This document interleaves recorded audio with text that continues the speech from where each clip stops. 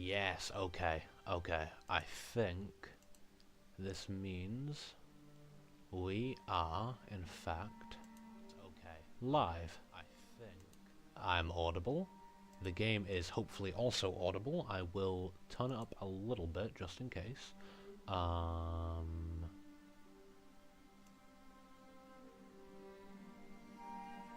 There we go. That should be a little better.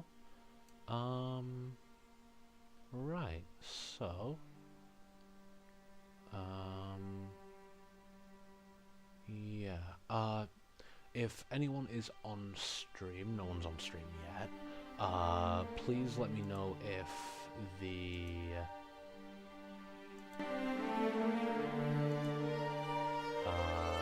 desktop audio, application audio capture, there we go. Right, okay, so the background music should be playing nicely. Everything should be good. I do not remember my POV being this close to my character.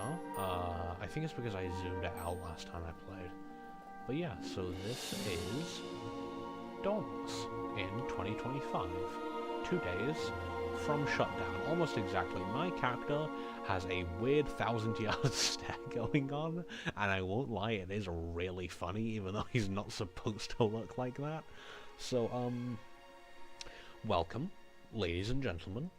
Ladies, gentlemen, and others, to the stream. I don't really know what I'm doing. I have almost 100%ed this game, but my endeavor for this stream and the next one will be to attempt to get the Platinum Trophy on Epic Games or Steam. Either or, because the Steam trophies are currently bugged, so you can't actually get them. I actually have a trophy that I have on Epic Games that I don't have on Steam for reaching max level in the Hunt Pass, which we will see here. I have done. That's 18 prestige core for additional levels I've gotten on the pass past the level 50 mark. So this is done. However, I had a theory that perhaps what it wants me to do is upgrade to the elite pass, which I actually can because I never spent any money, any of the platinum that I got in this game. So, if I can figure something out, I may try and upgrade to the Hunt Pass on my Epic Games account and then see if the progress transfers over to the Steam account. And also what I want to show off here is my actual goal of this is going to be to try and complete as many quests as possible before the game gets shut down. So as you can actually see here, I have done every single side quest, which means I have hunted every single behemoth in the game. But to prove it to you, I am going to kill every behemoth in the game on stream again to show you that I'm low-key kinda goated at this game. I am not running a optimal build. I am running my own thing. I'm using the strikers because that's my favorite weapon. And this is currently completely impossible because these behemoths are the keystone behemoths of the heroic escalations, which you can only do through the heroic escalations, which reset at the end of each month. Reset each week, and with only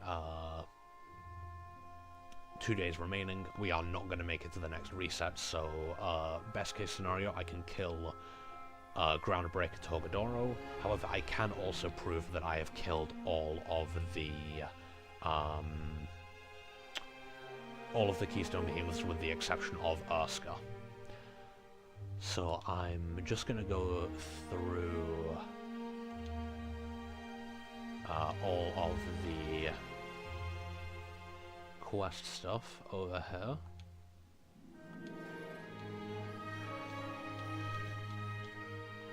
And take all of my rewards. because I wanted to flex that I'd done all this, so I saved all this for stream. I keep getting Shining Aetherite, which is kind of funny, because, like, there's two ways to upgrade weapons now. There's the obviously 1 to 60 levels, and then there is the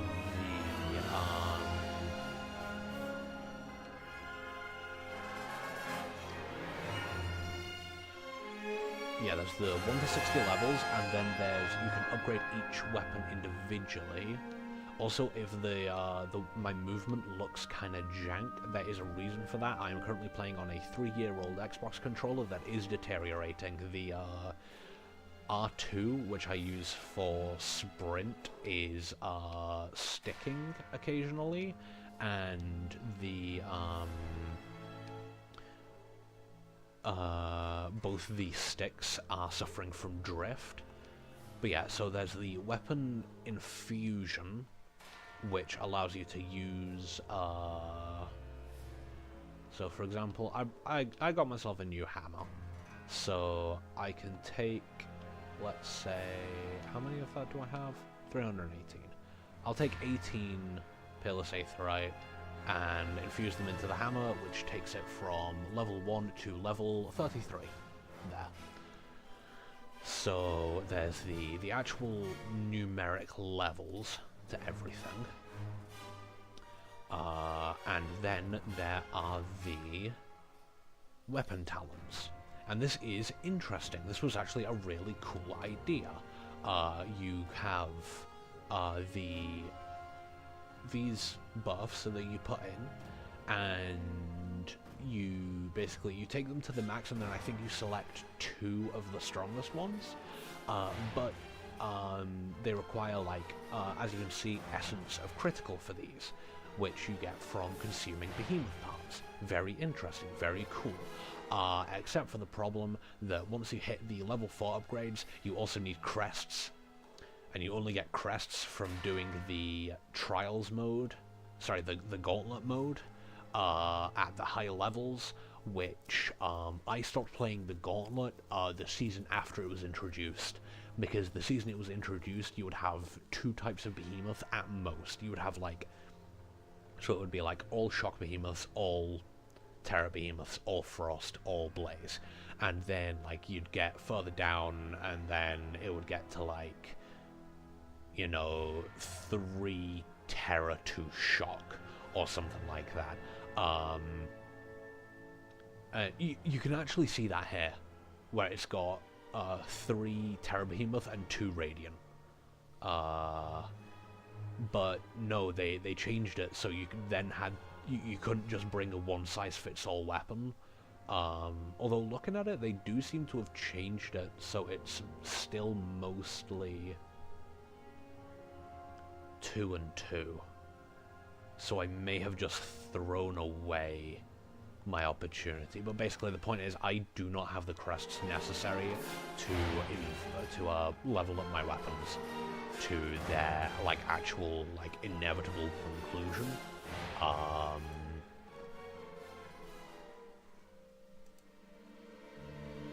Turn it up? Oh wait, do I need to turn the game up? Sorry, I'm only just reading chat now. Wait, I have 5 views? Who the hell is actually here?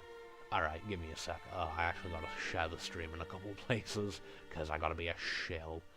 Alright, so...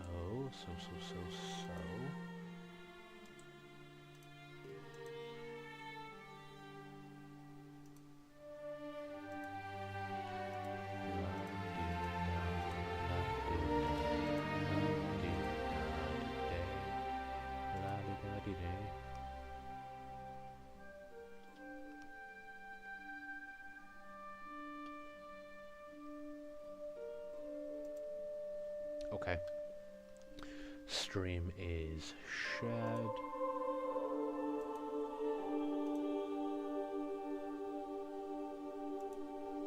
Ah, thank you, Adam. So, with just about everything done. I'm either gonna do some... you know what? I'll do what I said I would. We're gonna go to hunt. We're gonna go to the hunting grounds. Gonna go to the Ramgate outskirts, and we're gonna start with a lesser Ember main.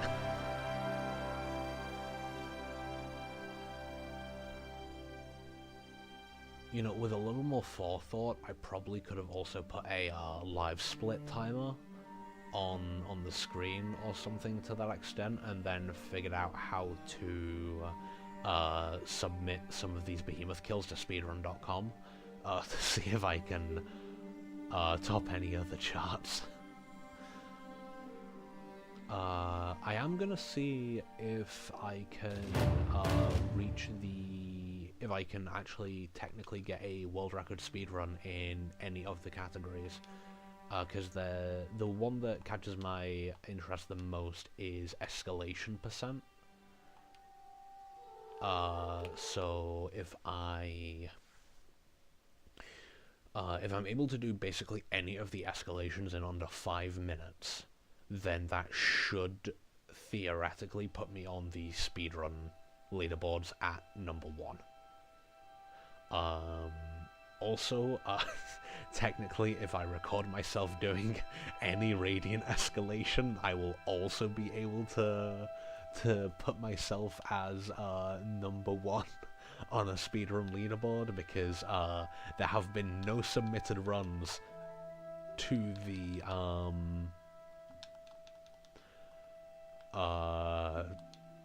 Radiant escalation category. There actually currently isn't one on speedrun.com at all. So also, you might have noticed that there's no game audio except for the actual fight music, and that is because I had an idea. I don't know if it's actually possible, but I want to basically be able to go through the stream, or like the recording of the stream. Also, there's our first behemoth, lesser Ember main, done.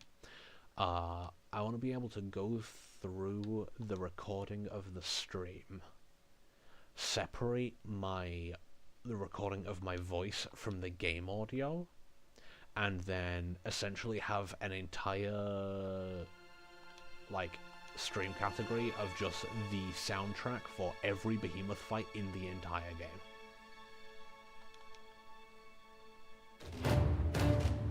There's supposed to be a second Ember main here somewhere. Oh, there we go. Fun fact, world record speedrun for killing this guy is 2 seconds, so I'm not quite on that level. That took me about 10. Probably less, actually.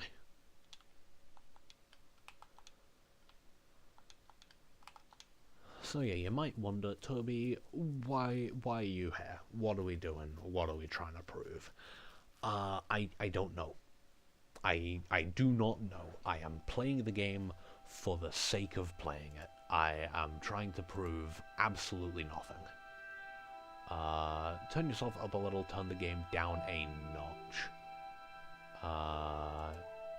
Probably do so during the stream, or download it and add it in post, yeah. Yeah, something like that. Okay, so if I turn this down, that should turn down the game audio. And if I turn this up, that should turn up the mic a little bit. Is that any better? I have only turned it up a little bit. Oh wait, here's the mic volume. If OBS lets me interact with it, which it is very reluctant to do. There we are. There we go. That should have turned up the mic audio a bit, but hopefully not too much. Also, respect the drip. This is, you know what? I'm gonna flex a little bit. let's get into combat. So this is the set. It's Thunderdeep helmet, Nezaga chest, Drask arms, and I think that's Nezaga legs. Yeah, because it has Assassin's Edge. So basically the gimmick of it is break parts and go fast. And you may notice a little bit of screen shake. That is because I'm currently letting this guy wail on me while I'm looking at my armor just to flex, because he's not dealing me any damage anyway.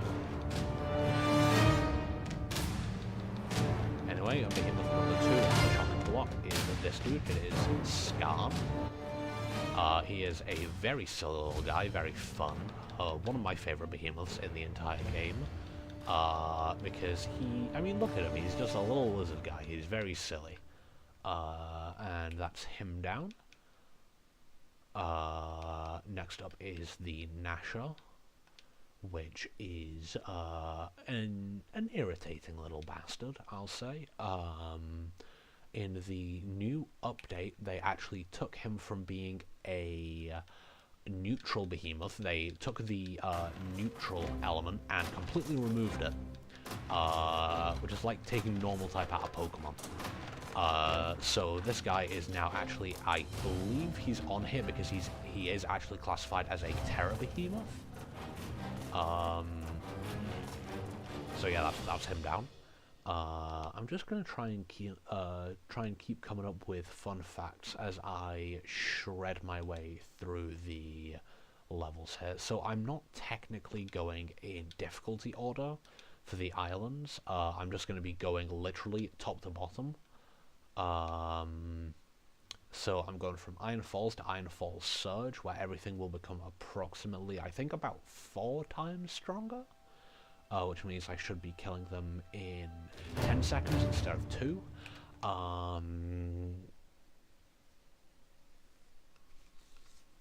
So yeah, really I'm just going to be island hopping. I'm going to be talking about Dauntless and my experience with it. I'm going to be occasionally answering questions from chat, if chat has any questions, because I'm just going to keep opening like the stream tab I have open. Oh boy, oh goody, I forgot that you're here. Okay, Scorchstone Hellion, first actual difficult behemoth. Quite an escalation if you know anything about Dauntless. Going from, oh yeah, that attack like auto homes where he jumps out of the ground, tails a hitbox on the way there and on the way back. Although I think it only triggers once. You have the Lava Spit, absolute iconic Scorchstone Hellion. As you can see, I am losing a lot of health here, because I'm playing kind of dumb. Why does the screen go red? Because I'm losing too much health. But thanks to my life steal, I can get out of the red. I have to try and figure out where he's coming from. There we go. Thank you, lock on cam. Get up to the charge. So Hellion is similar to Pangar, which is a frost behemoth that we will see later. He's got this little hop attack, which basically you just need to stay out of the way of the tail. But basically, what you need to do with Hellion is you need to just kind of weave around it like I am doing. You'll set the entire area on fire. I got hit by the Rage Burst there, really shouldn't have. But as you can see, he creates a lot of just fire on the floor. Standing in this fire will burn you, which slowly drains your health, and also standing in it drains your health, so it's not a great time if you're standing in it. And unlike Monster Hunter, having a resistance high enough on a particular resistance will not prevent you from getting that associated ailment or debuff, or however you want to call it. So yeah, against Hellion, your best bet is to bring the Cell, being the a skill that you can essentially slot into an armor that doesn't already have it, for fireproof. which completely negates you, prevents you from getting any, from being set on fire. Anyway, back to the original point. The way that you beat Hellion is you whack him in the legs. You whack him in the legs until the legs break, and when the legs break, he falls over. That gives you a really good opportunity to put some stagger damage into the head to knock it down. This is... okay, right. And you might have noticed back there, I killed him by throwing my ice lance into his tail. That is because as of the new update, the new update did something very strange, which is instead of it being like modern Monster Hunter, like Dauntless was before, it actually became more like old Monster Hunter, so you now can only sever tails if you're using a cutting type weapon. And the strikers are a blunt type weapon, so I actually can no longer punch monsters' tails off, which is a massive loss, because that was really funny. Yeah, I'm currently running about like 2 minutes behind on the behemoths that we're fighting. Oh, I got the rare drop. So this is Rockfall Skarn. It's like Skarn, but it's it's brown instead of green. It's got slightly different attack patterns. If it hits you with certain attacks, then it basically gives you a stun status effect. That means your character moves at like a quarter of your normal speed, and all your stamina costs are doubled.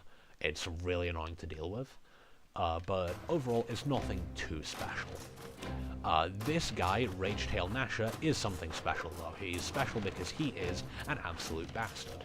So all of his tail attacks inflict you with the Wounded debuff, which mean that you take more damage from the next hit. However, I think it goes away when you heal, which with me having the Ice Lance gives me passive lifesteal. So if he hits me, the instant I hit him back, I just immediately get rid of the debuff.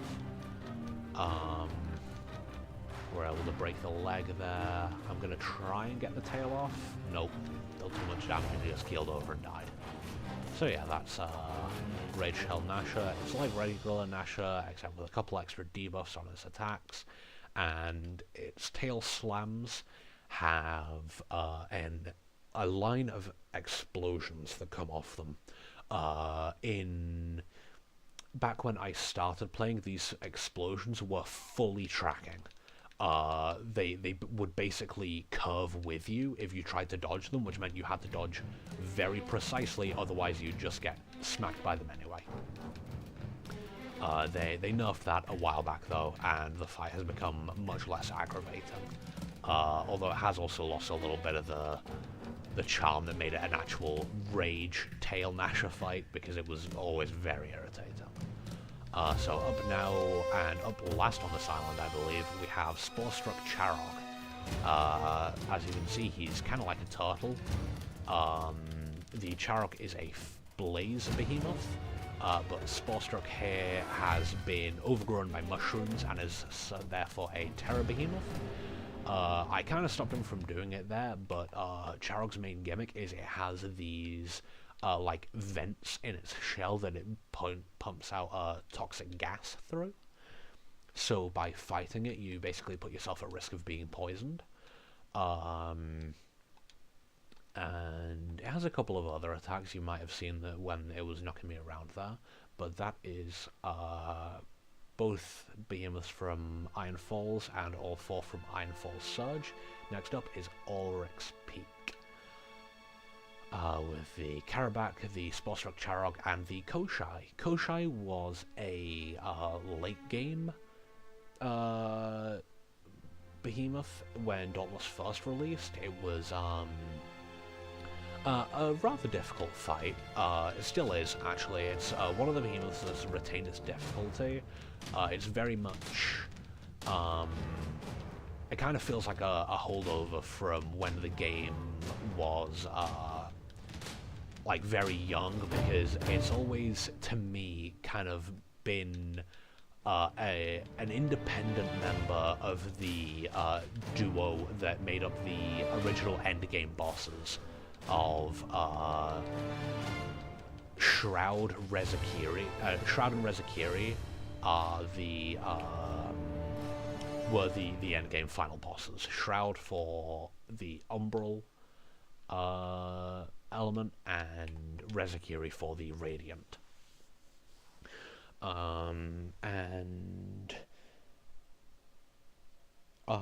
Koshai was basically the last regular behemoth, the last like island apex before you fought those two. So in my mind, I've always kind of lumped in as being on the same kind of power level as those two. A little bit similar to Hellion, but Hellion always never quite seemed to be on the same level. But before we get to Koshai, we have to get to Karabakh. Now, Karabakh is interesting because it's a giant hornet, but it operates in a very unique manner that makes it exclusively perhaps the most bullyable behemoth in the entire game. So as you can see, I walk up to it, and then it gets a little angry. It puts on this like threat display. I can smack it a bit. I can get behind it. And now what I want to do is I want to start putting in damage on the tail. It's gonna do this. It's gonna activate its swarm here, and then it's gonna completely negate my attack somehow. Okay, so this isn't exactly going to plan. In theory, what should happen is against Karabakh, you run in, break the tail like so, break the head like so, put a bunch of blunt damage into the head to build up a stagger. I think the game, since the update, has been bugged, so if you're not dealing part damage, you can't deal stagger damage either. So hitting a monster in the head after you've already broken the head means that you no longer deal any stagger damage, which is completely BS. But basically, you can chain part breaks on Karabakh ridiculously easy, making it one of the most bullyable monsters in the entire game, and therefore quite fun. This is Koshai, and from me flying overhead, he did trigger aggro. So he's already a little unhappy with me. I'm just gonna kind of dodge through his moves. That move comes literally like all the way around his body, so even if you're standing at his other leg, you have to dodge. Otherwise he's just gonna smack you. That's both legs. That's a bunch of damage in the head. I said rage. Gonna smack him in the head again.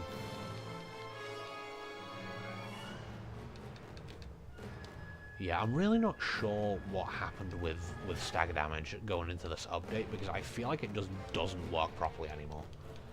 Like, it's always been in the game that behemoths take halved stagger damage to their legs, I believe no stagger damage to the tail,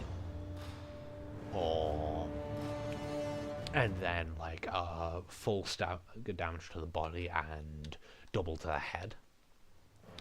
But in the recent update, stagger damage just seems to have been completely, like, broken or nerfed into the ground, where you can't, like, it just feels like you can't do it as much anymore, like it's less of a mechanic.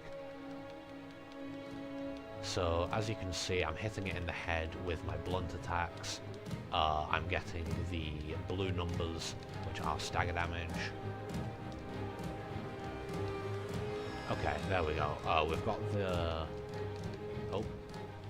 I was going to say, we've got the little dazed stars around his head. That's what happens when a stagger becomes active. Right, okay, so I am actually still dealing stagger damage to the head. Yeah, okay, and there's a stagger knockdown. I'm really not sure why it seems so inconsistent now. Probably because the update broke everything, because the update did break basically everything with this game. I am rambling about, like, this, that, and everything. If anyone has any questions, I'm just going to check chat as I go to the next island, because that is all three behemoths from the Oryx Peak. Next is Aurochs Peak Surge, where we have Alira and Lightbound Koshai, Razorwing Karabak, and Firebrand Charok. So this will be our first look at a regular Charok, or a regular enough Charok. And maybe I can show you the cheese strats against Karabak a little bit easier this time. We will also be going up against our first Radiant Behemoths, and you can see why these guys are kind of just major assholes. They are not nice. These are not nice guys. They are very irritating. Yeah.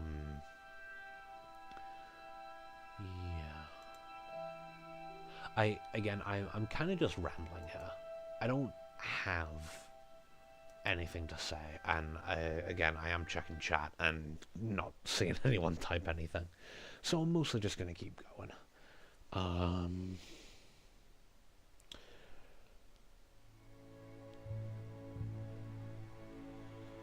Yeah, I did mention before, the game has a funny little, silly little quirk to it in that it doesn't work anymore. The game simply does not function as it should, because of the update. It broke a lot of things, and they did fix most of it, but like I said, all the Steam achievements, for example, are completely bugged, and you can't really do any of them.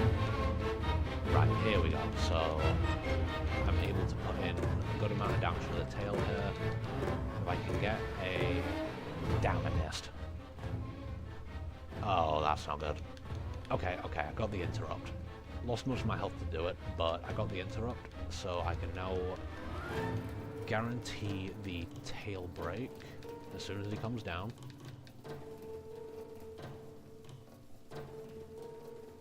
Okay, that was a claw break. Looks like it was the other one, so as soon as it gets up, I should be able to pop that one. There we go. Move on to the head. Head break.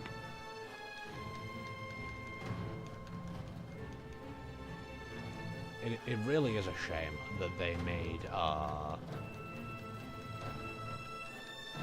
so he should, yeah, enrage her, and we kill him, yeah. So that was Karabak only getting one attack off, even though that's supposed to be the, like, buffed, stronger version, Razorwing. And next we're going to go on to Alira, the Fox.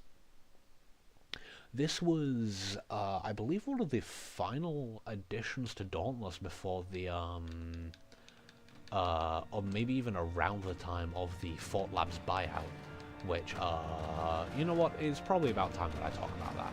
So, let's talk about Dauntless and its history. What is Dauntless? Dauntless is a free-to-play Monster Hunter-like, is the simplest way to put it. It's not really a knockoff in the same way that, like, it is its own thing. It's different enough to Monster Hunter that I, after a lot of time spent ribbing on it, I have grown a legitimate appreciation for Dauntless and everything it does. Almost everything it does. But it is a Monster Hunter-like, much as, for example, Code Vein can be described as a Souls-like game. Dauntless is a Monster Hunter-like. Your goal is to obviously fight and kill behemoths, and Dauntless was announced, I believe, around 2016? To pretty... quite a lot of hype. Dauntless was... like, it was announced, and it was announced as the first Monster Hunter-like game, and it was announced that it would be open world, and this was really exciting at the time, because 2016 didn't have Monster Hunter World. So this was going to be,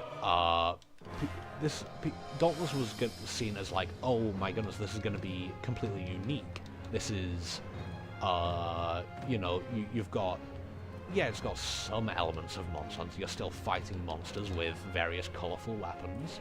But, you know, the art style sets it apart, and this seems like a really fun and interesting game. And then, so it was announced, and then shortly after, Monster Hunter World was announced.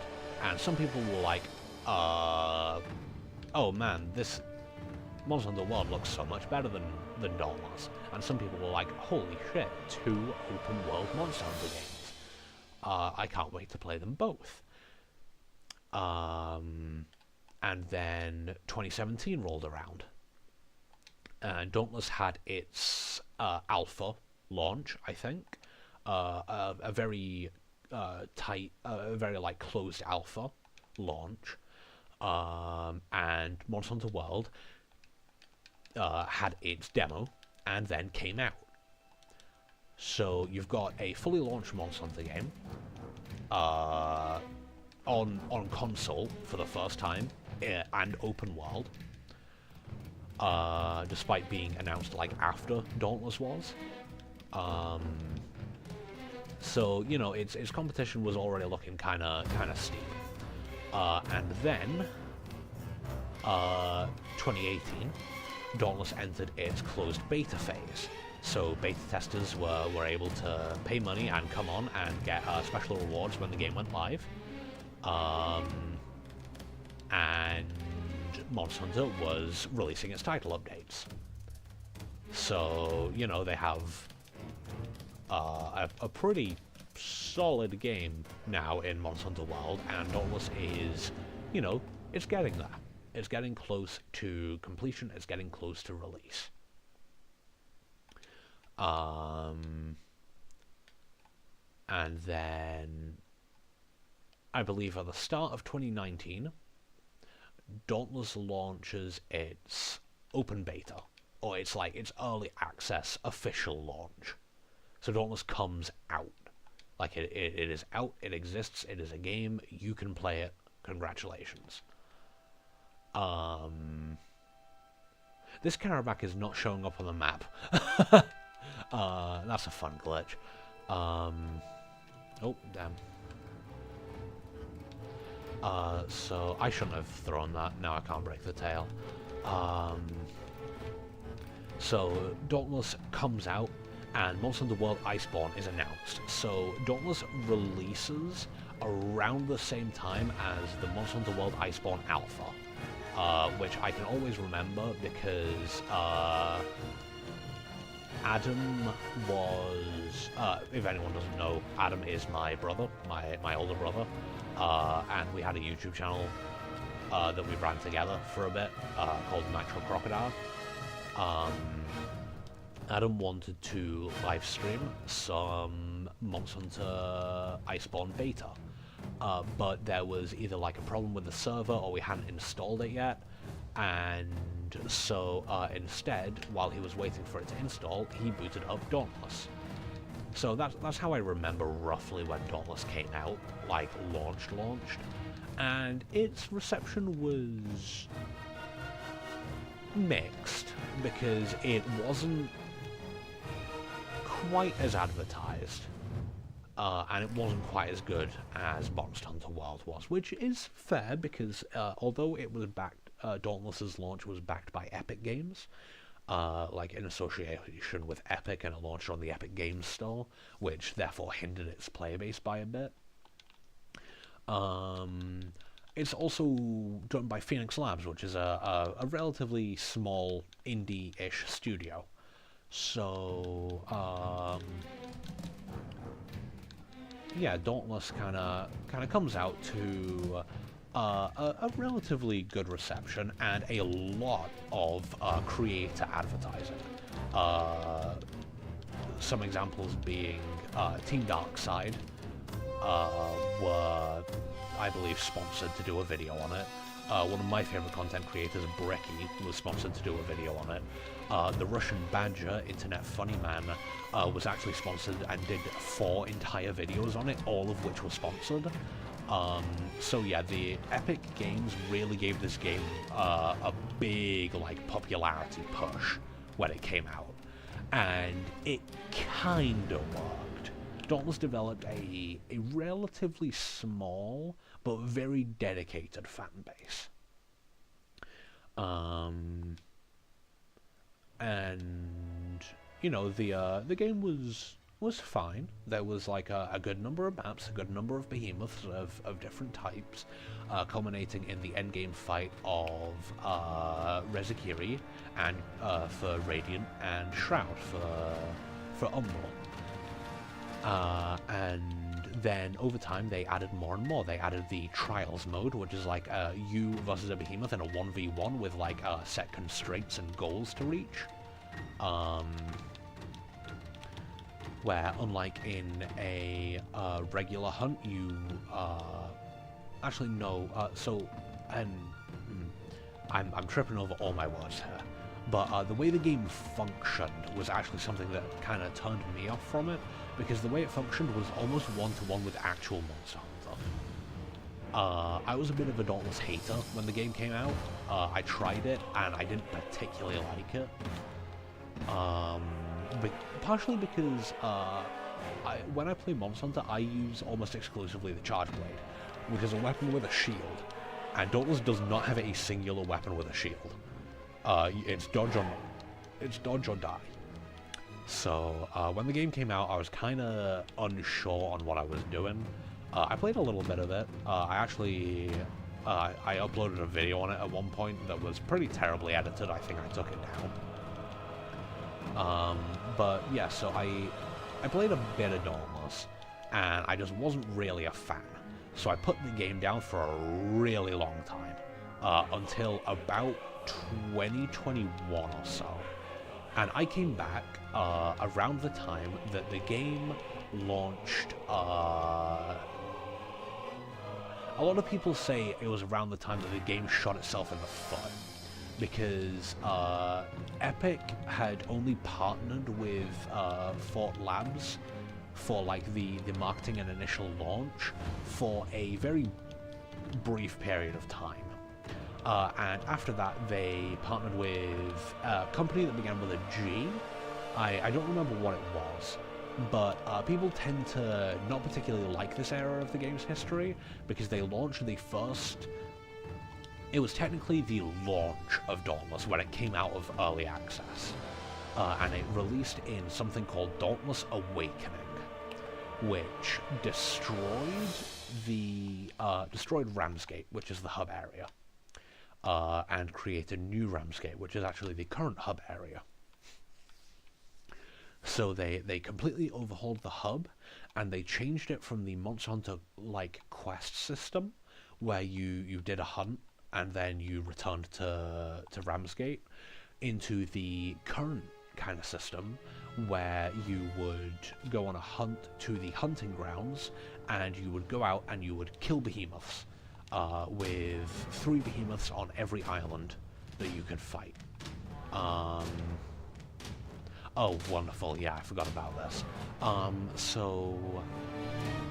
Also, yeah, this is not a one-off occurrence. I have actually had this before, where the Lightbound Koshai that spawns in this area just spawns in the wall.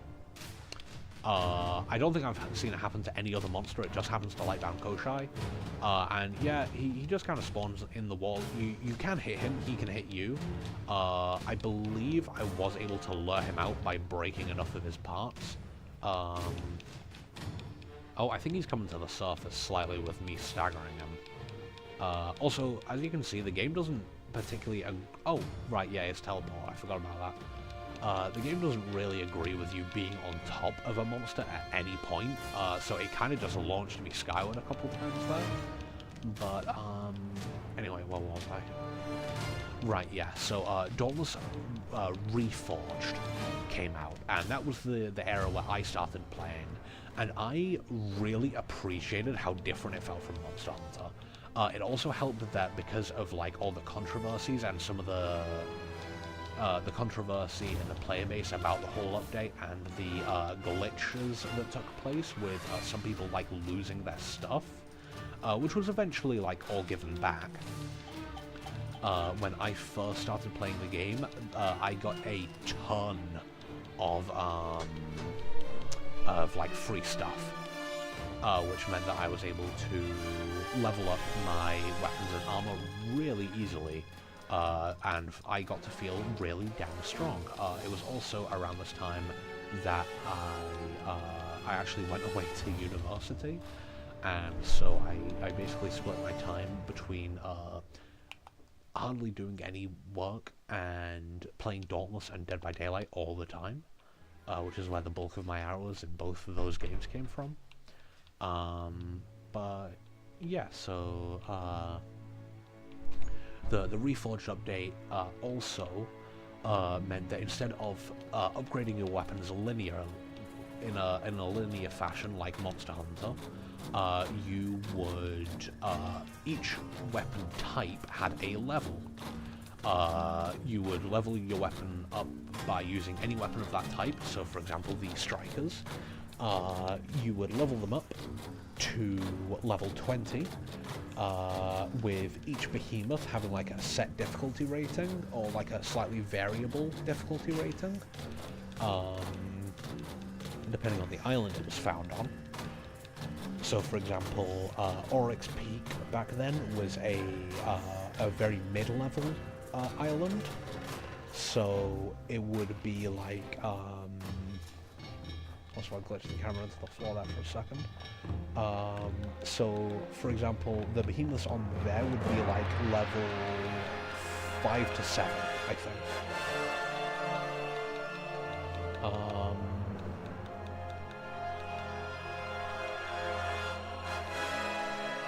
So you would level your weapon up by fighting things, and then once your weapon got to around level 5, you would come here, you would kill whatever you find, and you would get XP for your level. If an island was too weak, or actually if it was too strong, you wouldn't get any experience for your weapon, which meant that you had to basically grind just from fighting the things you could and avoiding the things you couldn't. All the way up to level 20, when you would go to the Reforge machine in the middle of Ramsgate, and you would reforge your weapon, which would reset it back to level 1 and grant you an Aether Heart. And what the Aether Heart would do was it would let you upgrade your weapons and armor. So Dauntless had, in the Reforged age, had single-handedly the most convoluted and possibly worst method of leveling up your gear of any game I may have ever seen. Because you had to physically beat the entire game to unlock your upgrade material. Which, you know, obviously I can understand why people didn't like it, but because this was the time when I kind of got into the game. Also, I just pulled off a double interrupt. That was hype as hell.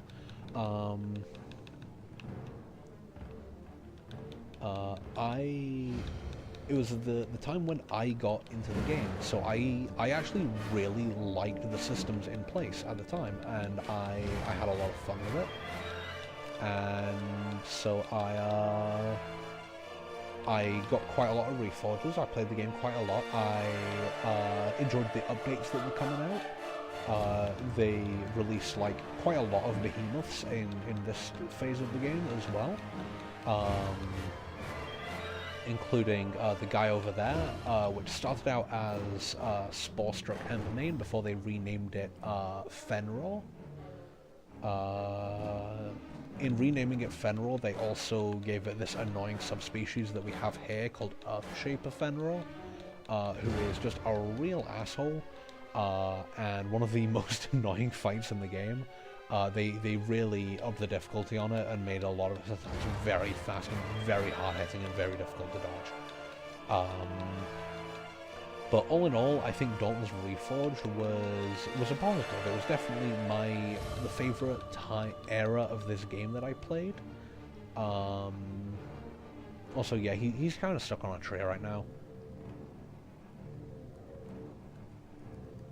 Oh yeah, that is also something else about Dauntless, is it does have destructive environments. which is something Monster Hunter hasn't really done. But yeah, every time you load onto an island, if there's any like trees or anything, you can typically knock them down with your attacks. Or behemoths can knock them down. But yeah, I started playing in the Dauntless Reforge era, and I liked it a lot. I was one of the minority, however, because the game had somewhat of an exodus around that time. People who weren't a fan of the new, admittedly quite clunky way of playing Dauntless didn't like it, and they just kind of dropped the game. Especially since around that time Monster Hunter Rise got announced and then released. But under the new like affiliate that Dauntless had, that is also all the behemoths on Ulrich's Peak. So I'm headed to Underveld the File, the final Terra map.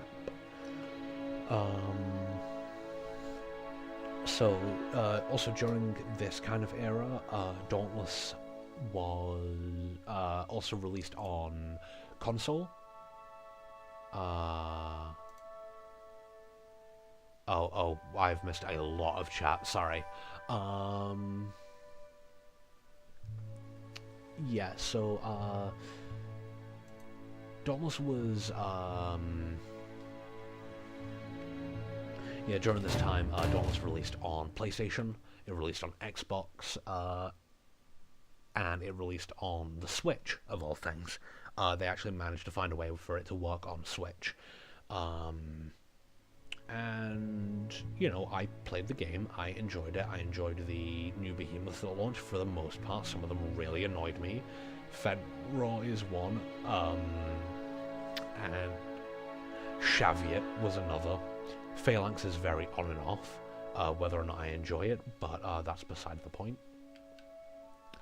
And they also did seasons that came with the hunt passes. Kind of like, you know, a typical battle pass. It had like a little bit of story that came with it. And during this time they also added a bunch of stuff. They added the frost escalation. In the time that I started playing, they added the radiant escalation, rounding out all of the elements escalations, which I'll show you escalations quite a fair amount later, the pace I'm currently going. Oh, actually, you know what? I'm gonna wrap up doing the, each like chain of islands with the escalation of the corresponding type. So,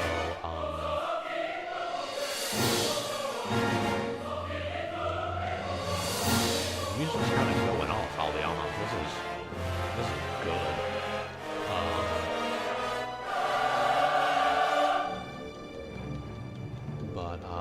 Yeah, so, and one of my favourite seasons was the one when they introduced Phalanx, because they're just like, oh yeah, by the way, in the lore, you'll never see any of this, but in the lore, Ramsgate is currently going to war with, like, a whole other country, because they have broken the Geneva Convention by man-making a behemoth, which is just the coolest lore. Say what you want about Dauntless, I love the lore. And I'm sorry that my descriptions of the behemoths that I'm fighting have kind of fallen by the wayside, but while I'm gushing about the game's history, but I do want to just talk about, because I have a love for this game. I have a love and an appreciation. So yeah, they released a bunch of stuff. They released like a Radiant Escalation, and with the release of Radiant Escalation, they released Chronivore. Before that, they introduced like a couple of new maps, and then they dropped Alira, and then the story content just kind of stopped, and no one was really sure why, but they announced that they were working on something big. But the community noticed that the updates were coming like kind of slow, which kind of, you know, implied that maybe something big was in the works. But every time something big had been in the works before, oh god, he's dead. I didn't even realize. we'd kind of gotten like an update on it, and we weren't really hearing much from the developers around this time. So it was kind of radio silence for a bit, and then we get the announcement that back in 2024, content stopped like around mid to late 2023, and then like 2024 we get the announcement that, hey, we're gonna have a big summer update. We're gonna introduce a new behemoth, and we're gonna overhaul a bunch of the controversial mechanics. For example, reforging will be gone. And people are like, oh, okay, that's awesome, I can't wait to see how the game goes. And so little by little we were drip-fed information until it's June. It's June 2024, and the update should be coming out, relatively soon. And then they say, sorry guys, we're having to postpone. It's going to take a while for the big update to come out. And people were like, oh, okay, fine. We can work with that. It was delayed all the way until December. So about 6 months of delays, during which we were like slowly drip-fed information, and I didn't look into the information too much, because I wanted to go in relatively spoiler-free. I wanted to just kind of play the update by feel. But one of the things I did see was that they would be getting rid of the weapons. And I thought, that's a very ambitious change, because weapons have always been a staple of this game. They've always been a staple of Monster Hunter. You fight a behemoth, you kill it, you get parts from it, and then you make those parts into your weapon. And your armor, so you can fight bigger and stronger things. And with Dauntless, I actually really like the mechanic that they had going in with Reforge, because it meant that all your weapons, firstly, they will all be the same level, so they would all kind of have like a relative level of power, and using an Aether Heart would always buff them up to the same level. It would always buff them from, no matter how strong they were, to 120 power, which meant that you could take, let's say, the Nasha set of strikers, and you could power surge them with an Aether Heart, and they would be as powerful as a Keystone Behemoth weapon, power surged. Which I understand was also a little bit controversial, because then it was just like, oh, you would always use the Keystone Behemoth weapons because they were the most versatile. But I liked it. I liked the way everything worked. But they announced that in the big update that they would be getting rid of weapons. And I was like, okay, how's that gonna work? And in my head, I kind of came up with a very cool idea, which is, oh, what if, instead of giving us individual weapons, they're gonna give us frameworks? And also, you might have just seen, yes, I did just get one shot. That is kind of the thing about this update, is that the humans go from, like, knocking you around for, like, 20 to 30% of your health per hit, to just straight up one-shotting you once you go to the appropriate island. Now, it definitely doesn't help that I'm using, like, all shock armor here, which is weak to terror, so I'm taking more damage from every terror behemoth's attacks. But yeah, these fights may be a little aggravating. I may reload the island if I run out of revives, because yeah, it's quite annoying.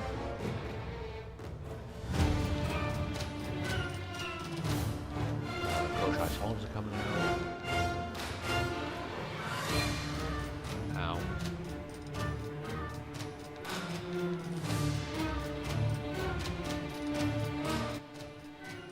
Interrupt? Yeah, there we go. Okay.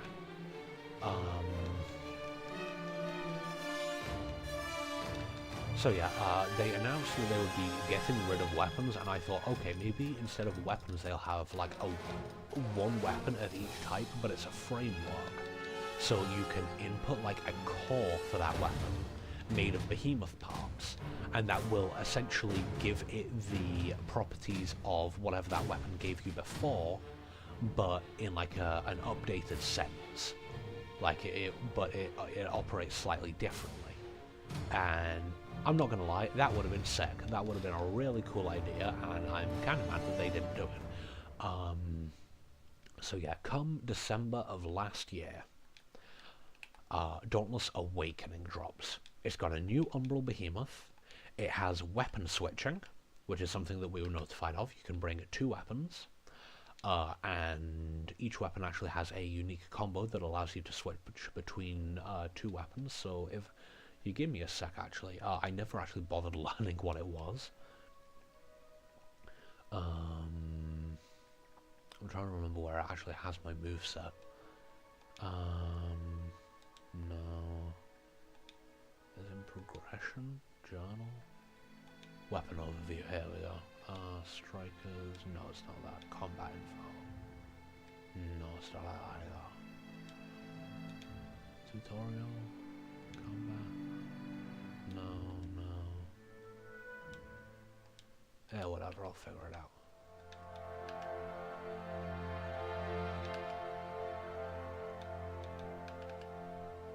I'll figure it out. But anyway, point is that the Awakening update comes out. We have weapon switching, we have a new map, we have a new behemoth, and nothing fucking works. The game was and still basically is unplayable on the Switch because the because when they updated the game, it feels like they didn't take anything out, so the game just runs terribly and is much larger now with very little to show for it. The 1-to-20 weapon system with a reforge at the end was replaced with 1-to-60 with absolutely nothing at the end. Reaching level 60 with a weapon was a colossal time investment unless you used the newly introduced Aetherite, which you got from the completing the challenges that have always been part of the game that also gave you Hunt Pass XP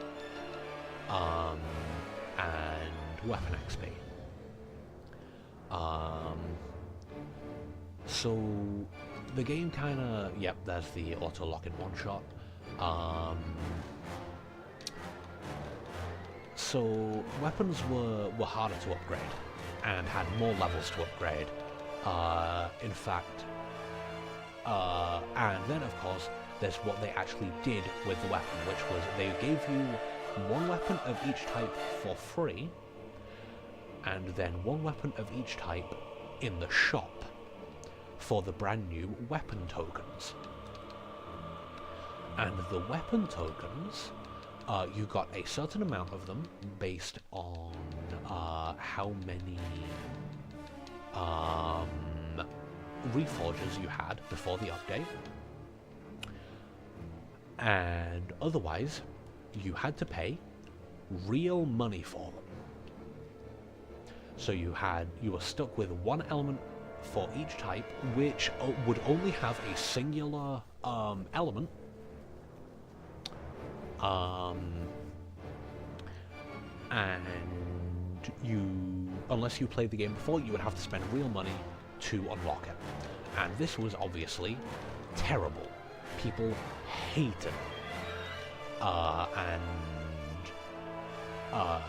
people were wondering why. And it turns out that the reason content stopped being released around the middle of 2023 was because in early 2023, the Dauntless had been bought out by a company. Dauntless's company, Phoenix Labs, had actually been bought out because they were at the risk of going under by a company called Fort Labs.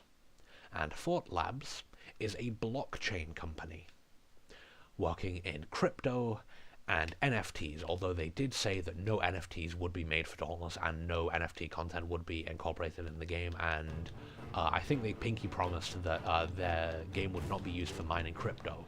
I'm not sure how much I believe that, given that the game runs like dog shit on every platform, but, you know, we'll see.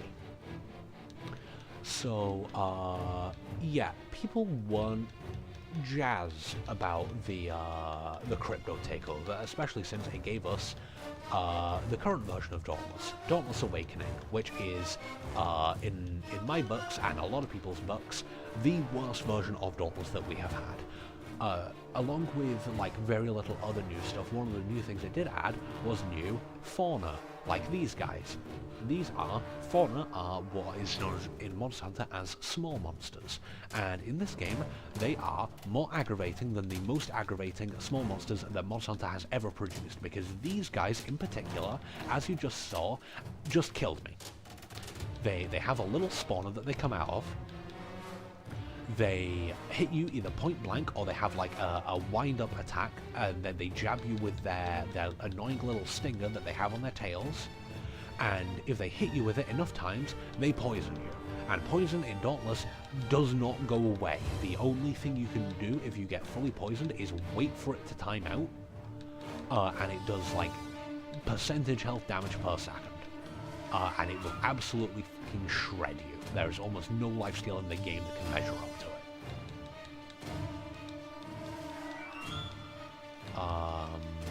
So yeah. The game added very little that people actually wanted. Basically, the only thing that was positively received was the weapon switching, and maybe the fact that they've gotten rid of Reforge, which I still disagree with. I think Reforge was a much better system, it was part of a much better game. And so here we are with Dauntless Reforged, currently sitting at a solid, I believe, 20% on Steam, which I believe is far too high. When the update first launched, it was at 13% on Steam, and I thought that was a good amount. I even gave it a negative review of my own. And also, yes, of course, this update, the Awakening update, the worst update in the game's history, was also the one that put the game on Steam. Which brings us to present day. Give me a sec, actually. I'm not going to fight Bloodshot Shroud with no revives. That would be fucking suicide. Menacing ass theme in the background there, in case you didn't notice.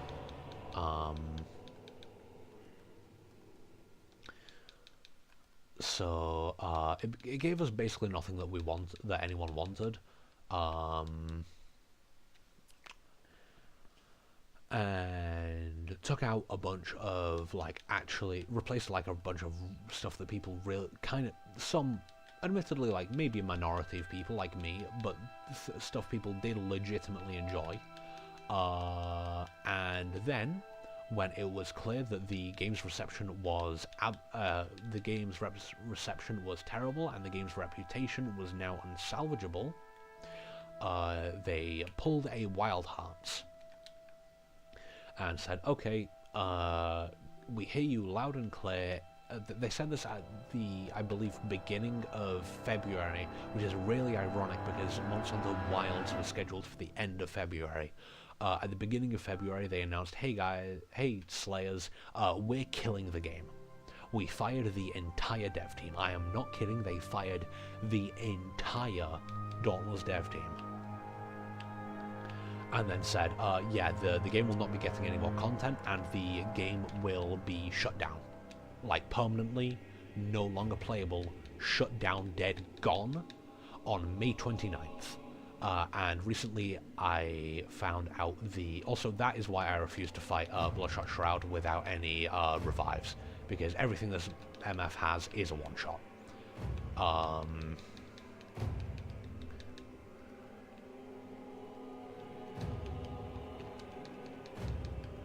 Honestly, I think my best bet here is to stack up off the clone, or the clone's corpse, as it may be. Get out of the way and just smack him with as many lasers as I can physically muster. Unless he whacks me with his wing and kills me in one shot. That was a laser a second ago. Roll once, roll twice. Apply buffs. Yeah, so the Fault Labs takeover was like the most disastrous thing to happen to this game. Like, without a doubt.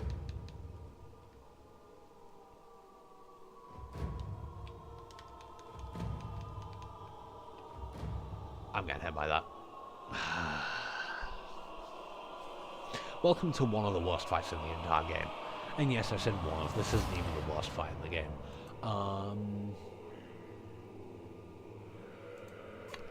Yeah, so, where was I? I've been talking about so much. Yeah, Dauntless's reputation was basically unsalvageable.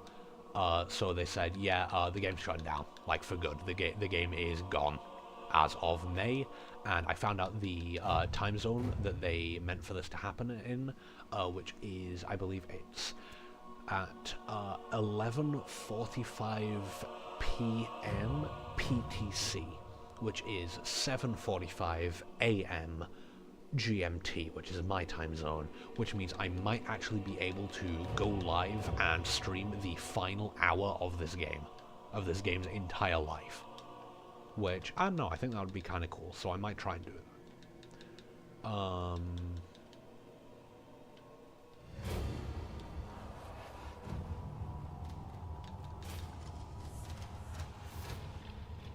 Where's he gone? There he is.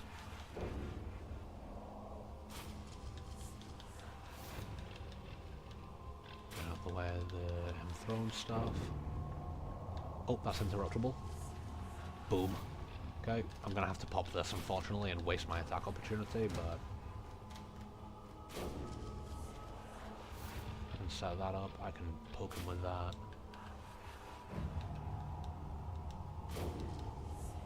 Okay, I'm gonna fight him with my Terror Strikers out for a bit, because although I'm dealing less damage with them, it means that if I take lethal damage, I just get to insta-res myself. That's another interrupt. If I can hit it. Okay.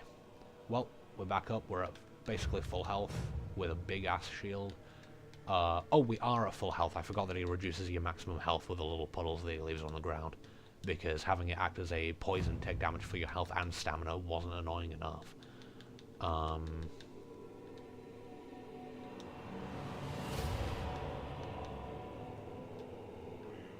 Poke. So yeah, the game is dead and dying, and the update basically killed it instantly by making everything feel way more pay-to-play, along with the constant bugs, including, like I mentioned, they released it on Steam, and the Steam achievements just do not work. They are functionally... They even added new achievements for the Steam release, which you can't do.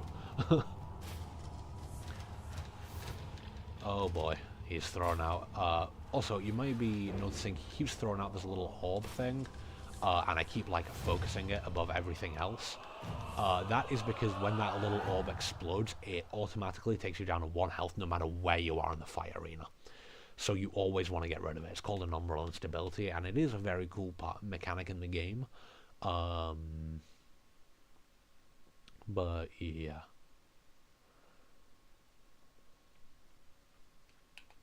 So yeah, that's basically the entire comprehensive history of Dauntless. It was announced before Monster Hunter World, came out after Monster Hunter World, came out during the release of Monster Hunter World Iceborne, which basically meant that it was dead on arrival. In the face of such an overwhelming quality gap. Not that the game...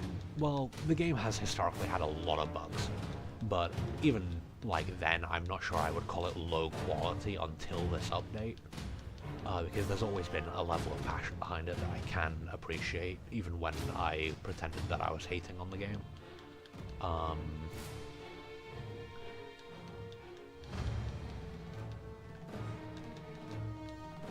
Yep, there's the one shot. I forgot to heal.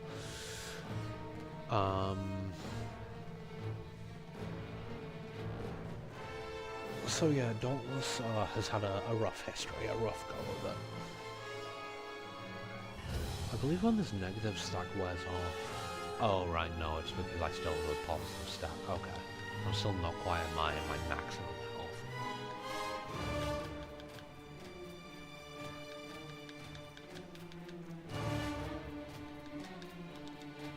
Oh, come on, I trying to dodge that. I'm just gonna read chat while I'm down, to be honest. Would I still want you as a brother if you were a bug? Maybe. Delete what? I'd delete the game if I could. Bug. Me be called Adam. Oh wait, the stream was on this channel? Oh, okay. It is sad, Galaxy Man. Kill the Shrike thing. Oh, I hate Cataluga. Oh yeah, that was back when I was fighting the Scrave. Things crash down and try. Oh, right, destroyable environment is not unique. Enjoying the history legend could be its own video. The Vespers are new, yes. So are you going to go to Monster Hunter after this? I have historically been playing Monster Hunter longer than I've been playing Dauntless. I've been playing Monster Hunter since Monster Hunter 4 Ultimate, back on the 3DS. So I will not be streaming Monster Hunter, but I will be playing it. Remember Bloodshot Shroud being difficult, thoroughly the clone, but then also having 3 attacks. It has all the attacks of regular Shroud, plus like a couple of bonuses, like when it does its slam down, it now does a double slam like Moonreaver Shrike does. It has the clone has access to like 3 moves. It also seems to power it up every time you let a clone expire. Every time the shroud itself like respawns the clone, rather than you killing it, so you kind of have to juggle damaging the shroud, damaging the clone, and also not being murdered by the shroud, which is the most difficult part. It has the Umbral instability, it has everything. I knew he was coming for that, and I still didn't switch to my other weapon because I got greedy in the combo. But yeah, so yeah, that's everything from chat. That's the history of Dauntless in a nutshell, I guess. Just kind of took too long to come out for it to be popular, and then the player base died with the release of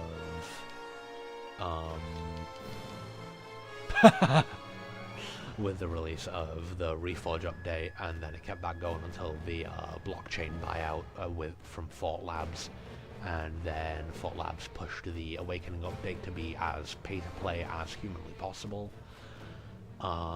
Speaking of which, let's just take a look at the stall. So they did end up giving you 25 free weapon tokens every week, which meant over the course of a month you could get 1 weapon. They also gave you 1 free Aetherite per week, 1 free Payless Aetherite per week, 1 free Shining Aetherite per day, and 1 free Dull Aetherite per hour for upgrading your weapons. And then obviously you've got the Platinum, which is the paid currency for weapon tokens. Yeah, for a quarter of a weapon it costs 500 Platinum, which is oh, I think they removed the ability to buy Platinum because the game's shutting down. So that's why all that's there. And as you can see, I've actually bought I spent my weapon tokens on, I think, at least 4 weapons, with the Oath Keepers, a pair of, I think both the pikes and both the hammers, so about 5 weapons total from the store. And I do still have some left over, thanks to a combination of the weekly challenges, which give you like yeah, you can get 10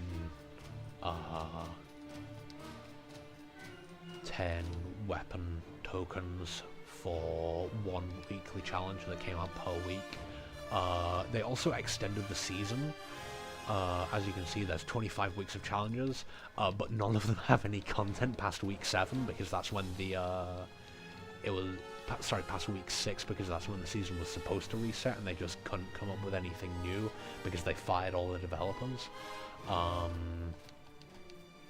The bounty system still works, the hunt pass is still here, the quest is still here,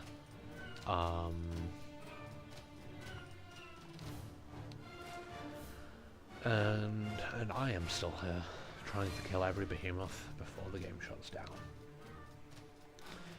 So, yeah, let's pick ourselves up.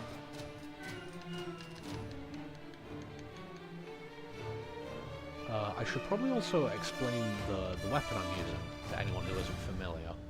So, I think I've killed everything on the island. I've killed... That Spore-Struck Charog is not native, it's part of the Surge. Sorry, part of the Ireland event. So, I killed Earthshaper Fenrir, I killed Koshai, I've killed Bloodshot Shroud, and I've killed... Yeah, I have killed everything. But now that the Island event is here, I will show you guys what an Island event is like if you don't already know. While also explaining the Aether Strikers and what these two Aether Strikers in particular do, because I have two of them. So the Aether Strikers are... you punch things. That is what they are. In a game with swords, axes, and even a pair of akimbo pistols, you can just punch monsters, which is maybe the most unique part of the game, and the part that I do thoroughly enjoy. Similar to, I believe, the Monk class in Final Fantasy XIV, is a very combo-based weapon. As you can see in the top left, I have 3 combos. The number 1 combo is light, light, light.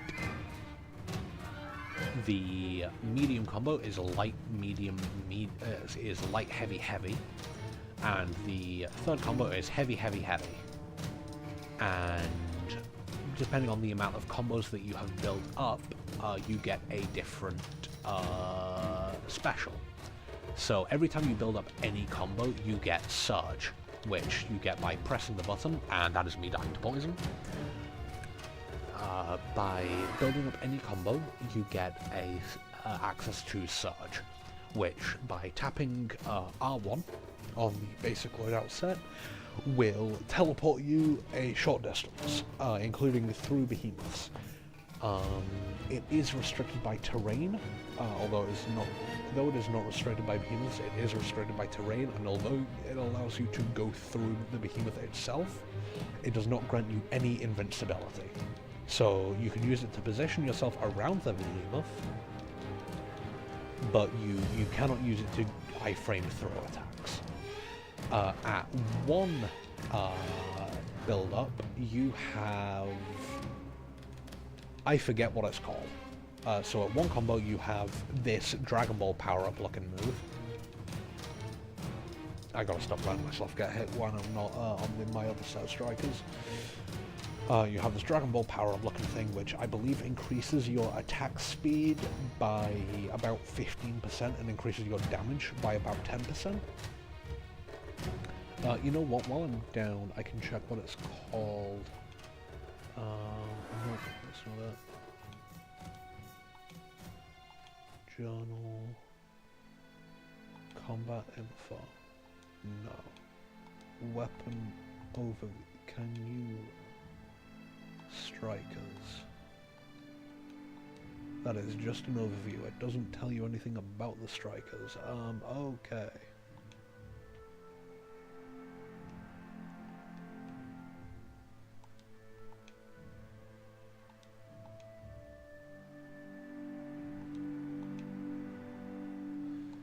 You know, I could just go through the tutorial info if you guys really want to know, but yeah, what's the collections even? Right. So that...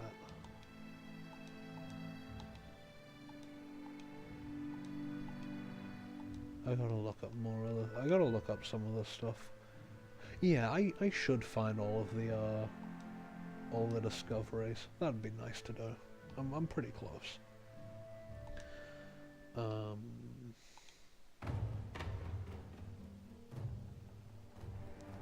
Right, yeah, these used to show all the weapons in the game. So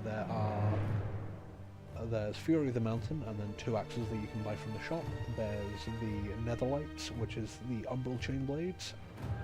There is the Molten Edict, Skies of Austria and the Anvil, which are Blaze, Shock and Frost respectively. There are the Twin Suns, which are, I think, Shock, actually, even though I think they should be Radiant. There is the Firestorm, which is Blaze, the God Hand, which is Radiant, and the Living Branch, which is Terra. There is the Hunger, which is Umbral, the Silver Sword, which is Ice, and there are the Golden Claws, which are Radiant, and the Oathbreakers, which are Terra, and these are the weapons that I use. So, alright, time to get back to actually fighting instead of just laying on the ground, dead. I'm going to try and stay behind and stay out of the poison jabs, although, because of the way his body is shaped, that is easier said than done. I gotta stop letting that happen. But yeah, your specials with the strikers are the Dragon Ball power-up move, which I don't remember the name of right now. I think it might be Tempest mode, actually. Yeah, I think it's Tempest mode, and then your level 2 is Karma Breaker, which I will show as soon as I can. It's quite distinctive, because whereas Tempest Form is a simple power-up animation, Karma Breaker is a whole-ass attack. After building up 2 combos, you charge up a punch and you go flying in the direction that you choose and hit the behemoth. This gives you a buff that increases the damage of your 3rd special, which I will show you once I pick myself up again. Yeah, as you can see, I'm not necessarily a big fan of the current Dauntless update, because as you can see, everything more or less is just one-shotting me. And admittedly, this is because I'm using terrible armor for it. If we have a look here, I am at negative 100 versus Terra Behemoths, so all their hits are basically nuking me. But even without that, a lot of the higher level Behemoths just do dummy damage anyway. So I forgot that that's a continued hitbox.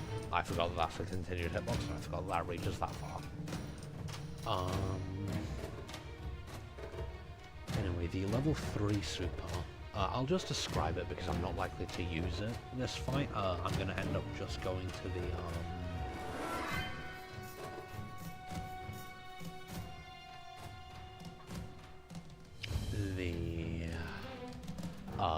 Terra weapons, which is going to massively nerf my damage output, but it'll be worth it for survivability. So, Tempest mode, as you can see, the aura depends on the element of weapon you're using. Karma Breaker, again, Surge for movement. And this is, you know, I forget what it's called. It's not Karma Break. Karma Break is the punch.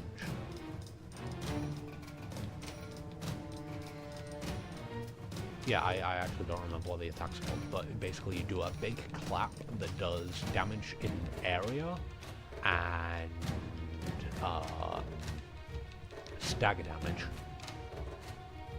And it also actually has the effect of, if you use it near a teammate, I believe it either shields the teammate or gives them health.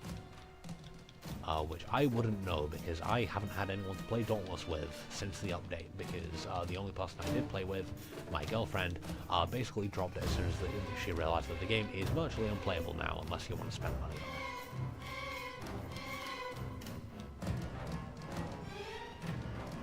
it. Okay, with my auto heal spent, I am going to go back to my Radiant Strikers, and as you can see, on the left side of the screen, I have a little, like, snapping fingers icon. That is something that they did do.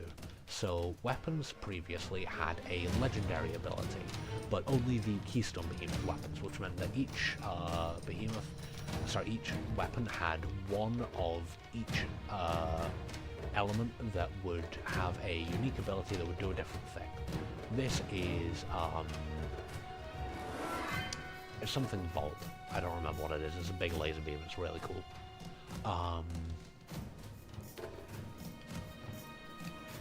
Adamant Bolt, that's it. And Titan's Crash, that's the slam fists together one. But against the left of the screen, you can see my legendary abilities, which every weapon now has, because all weapons are unique weapons, because they got rid of making weapons from behemoth materials.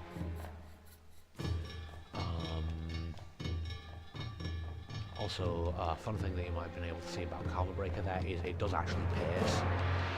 So if I charge up against these fauna, I can just like blitz through a bunch of them with a single punch.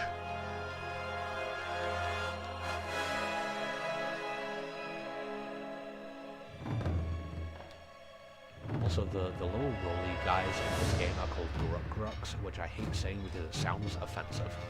Like, it sounds like something you wouldn't call a person unless you really hated them.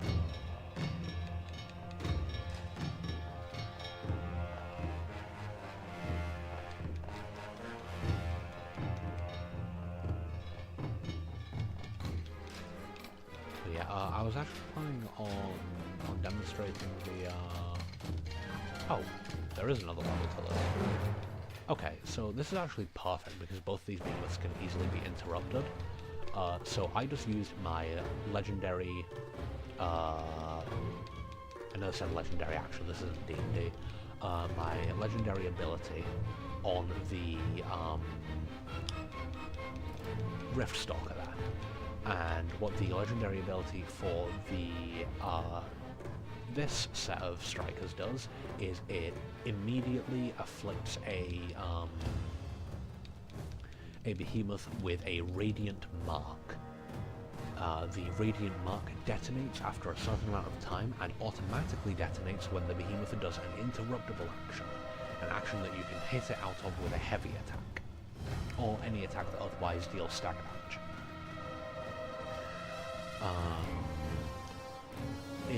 It also detonates on an interruptible attack and will interrupt the behemoth. It also does a small amount of damage when I use it because I have upgraded it. Again, I'm going to get up, use it, that's 800 damage from the activation, and then Rift Stalker immediately does an interruptible move and knocks itself flat on its ass for me to beat up. Also, by hiding behind it, I can effectively evade most of the Karabak's non-melee attacks.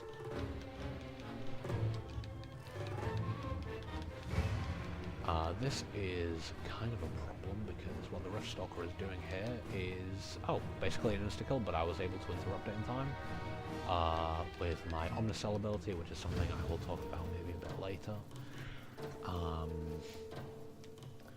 Yeah, so as we can see, I've been able to do relatively well. I've got both behemoths here down to half health. I'm gonna, once I pick myself up, my legendary ability should be back and I should be able to mark the Rift Stalker again, interrupt it again and get at least another quarter of its health down.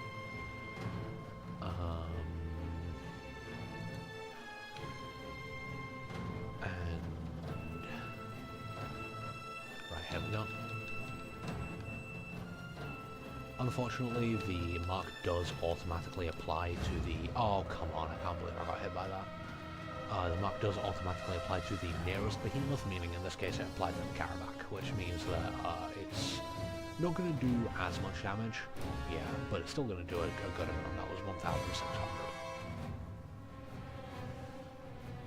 After I pick myself up, despite the... so the radiant weapons, you may notice me going down a lot more. These are my offense weapons. These do a lot more damage. They have a lot more offensive capabilities with the legendary ability.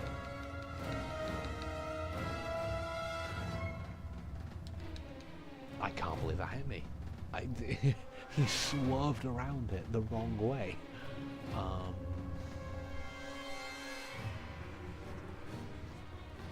So yeah, let me double check what they're called. The Golden Claws, of course. Right, and here you can see Adamant Bolt. Right, it's called Titanic Bulwark now instead of, what was it? Crush, Titan... I've forgotten. Um,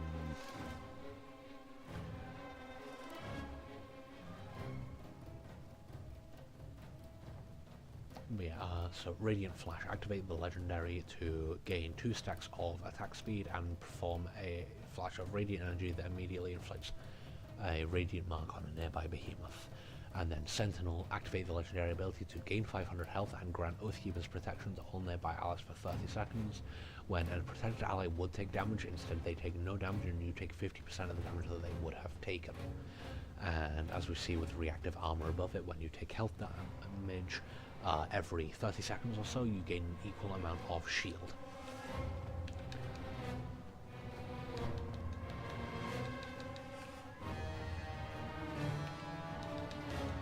Okay, so I'm gonna... Oh, that's not good.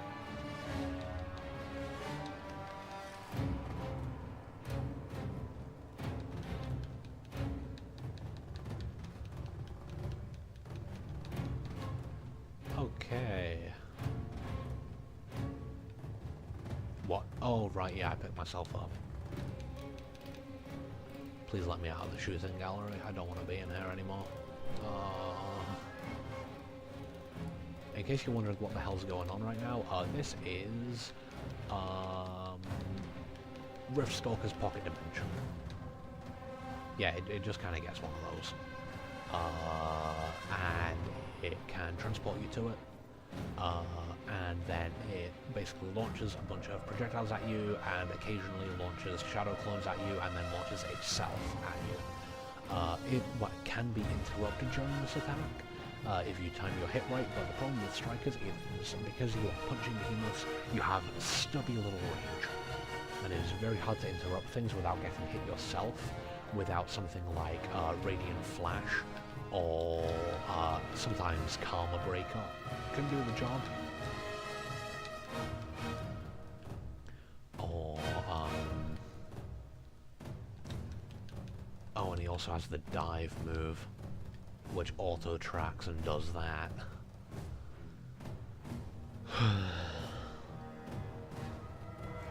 Also, my voice is absolutely dying. I was not really prepared for this whole thing, so I think what I'm gonna do is I'm gonna finish this. I'm gonna do a 10 to 50 terror escalation, which should take like 7 minutes at most.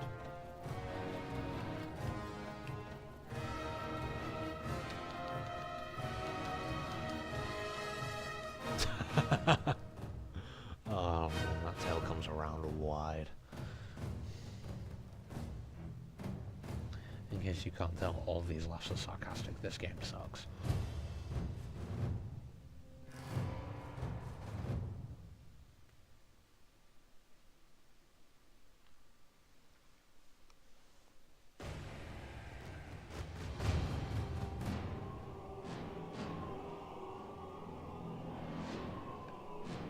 Wait, what happened to the Karabakh?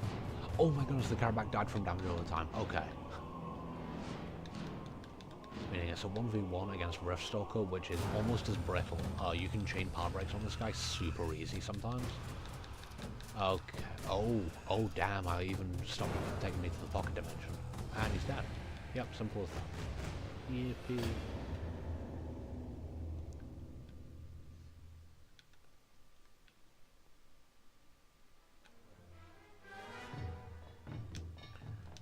So that extremely long segment is the final level of the Monstrous Verge that was undeveloped but fire. And now it's time for our first escalation, our first Keystone Behemoth. The easiest Keystone Behemoth, Agarus.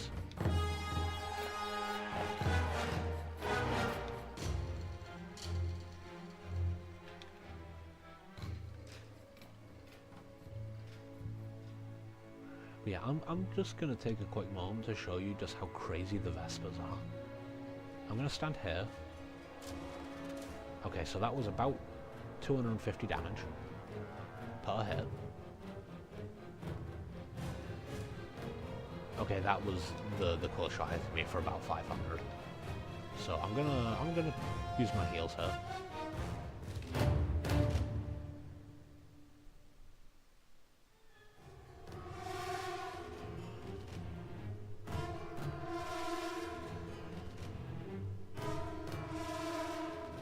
some reason they're not doing their poison attack. Oh, well, I just got ran over.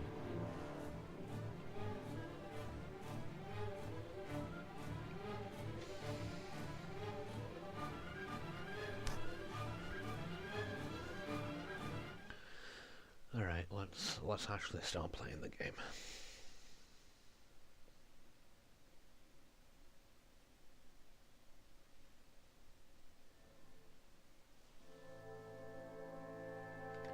Okay, terror escalation. Let's go.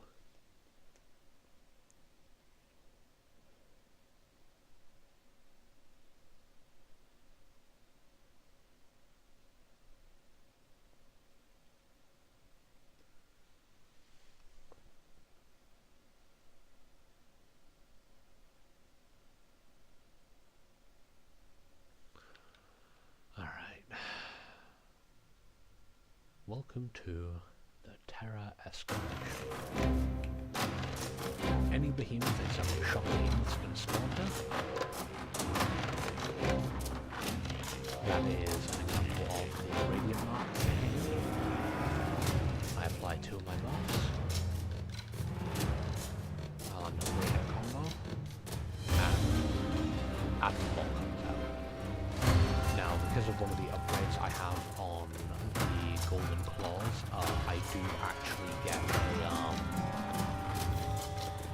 a level of mantra back after I use Adamant Ball. Oh right, sorry, I completely forgot. I need to be, I'm gonna try and speedrun this. You know what, I'll speedrun it some other time. For now, I'm just gonna take my time. I'm gonna take it a little faster than usual, actually.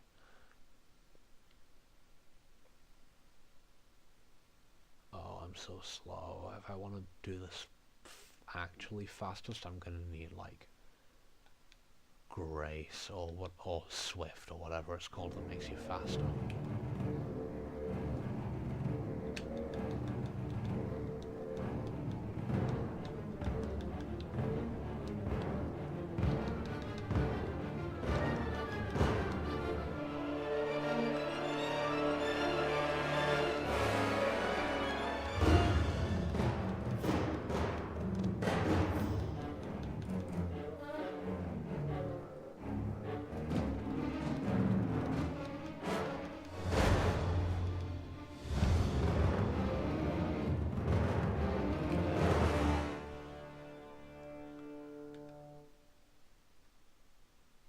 I think we're on pretty good pace so far. Although I do think that this is the easiest escalation to do. Void Mantle. Oh, that's good for speed. Oh, that's amazing for speed, actually. And Rezakiri. This is going to take a year.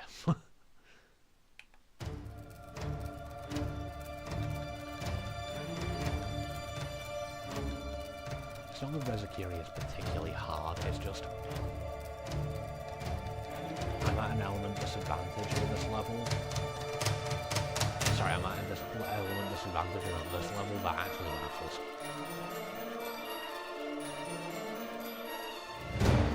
Oh, my life put me in the bubble, which means I'm missing out on a lot of damage.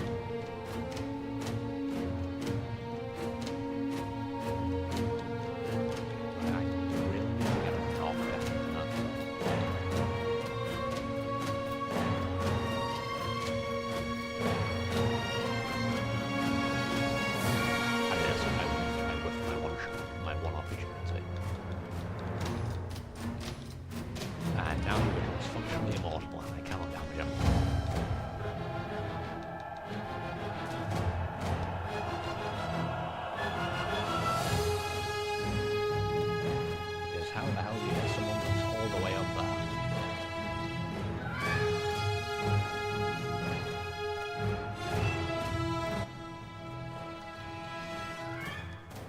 There's the knockdown, just a little too late.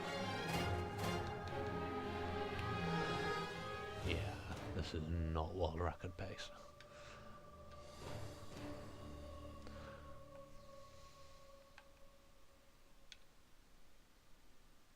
Little Lux Barrage. Oh no, I should have taken Pact of Swiftness. Doesn't matter either way. Regular quill shot and phalanx. Okay, one of these is going to vaporize and the other one is going to vaporize a little slower. If it doesn't vaporize me first.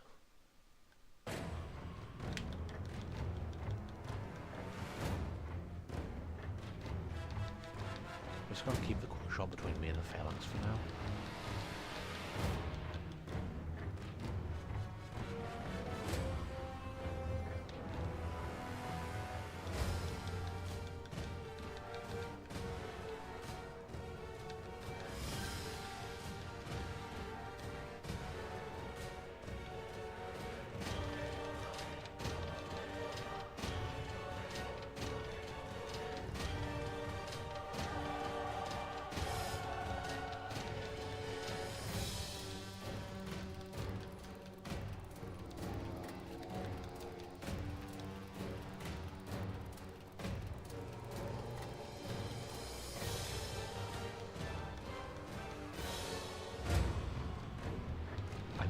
I missed.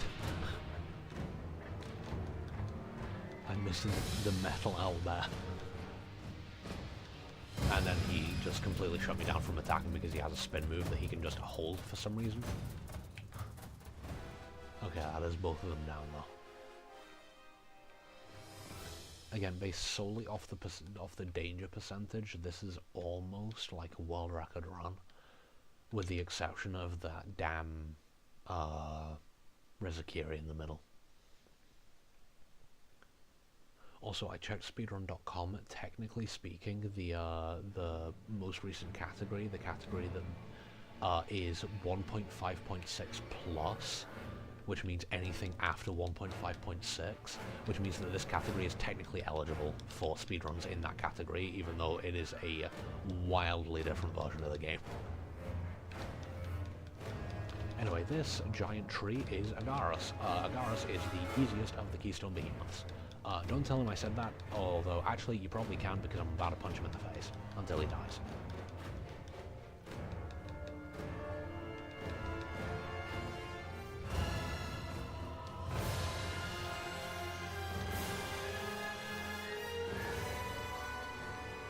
I whiffed. He's a tree. How did I miss? Okay, now he's angry. Now I'm breaking the other arm. Or am I? What the hell just happened? There we go. There we go. It's very quick. Oh, also, you might notice I'm hitting something here, and I'm walking into an invisible wall. This is actually the this is actually Agarus. He's here in the middle. His hitbox should only, those hitboxes are his roots, which only spawn when he goes into like his phase 2, when he gets angry. But for some reason in the current version of the game, the hitboxes are just there, even when he's not in that mode. So you just kind of run into them. So I think before I end stream for now, I'm gonna try and knock out both the trials, solo, of course. Can't trust anyone but myself. I reckon I will be able to do the normal trial, because although with the souped up damage it will be difficult, I reckon I can knock it out relatively easily. But the Dauntless trial is where the problems start, because everything is a one shot and you only have one life. So it's you need to be very careful with that.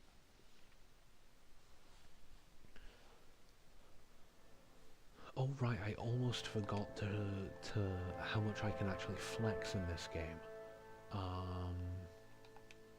Which is, if I use my transmogs. Oh right, I actually have new dyes that I've unlocked because of the new ones they added. So that's Sakura dye. What does that look like? Right, okay.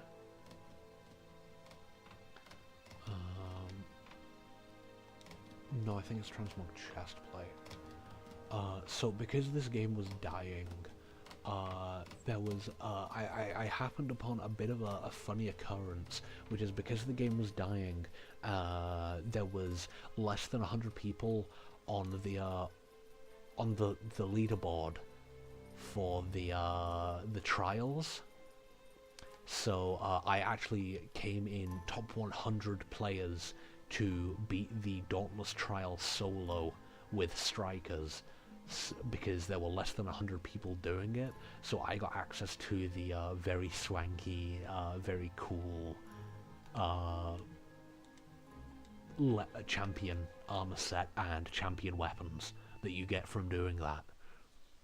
Well, champion weapon skins, they're not individual weapons.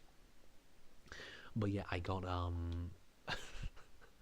I cheated my way into the top 100 by playing when no one else was, and beating the Dauntless trial that week with a weapon either fast enough that no one else was able to kick me out of the top 100, or just when no one else was playing it, and I was able to take that and get some cool cosmetics off of it.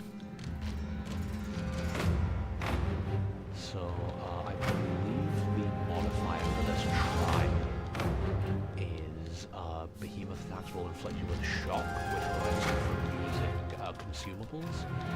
The thing about shock as a status though is if you heal, you get rid of it, and again with lifesteal I heal on every attack, so if I do get shot it literally does nothing.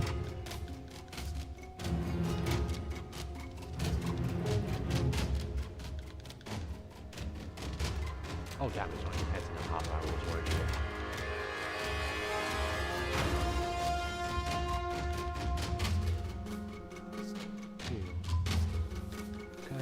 There's also on the right you can see the goals. So break 4 parts, stagger 3 times, don't go down, kill the behemoth, and kill the behemoth in 5 minutes. If you complete every 3 of those, you get the maximum reward. And as he's at half health in less than a minute, I think it's relatively safe to say I'm going to cross off all 3. Specifically the bottom 3, breaking his parts and staggering him, are actually more difficult to do than those other ones. I've actually only taken like 2 hits so far. Dodge that, dodge it on the way back. I actually messed that up because that attack is interruptible.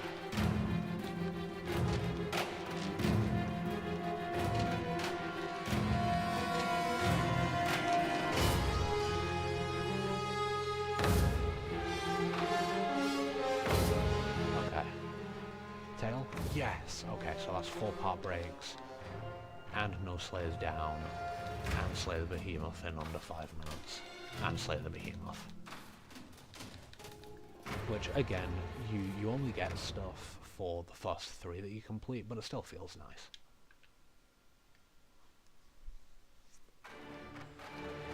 So yeah, that's Frostback Panda,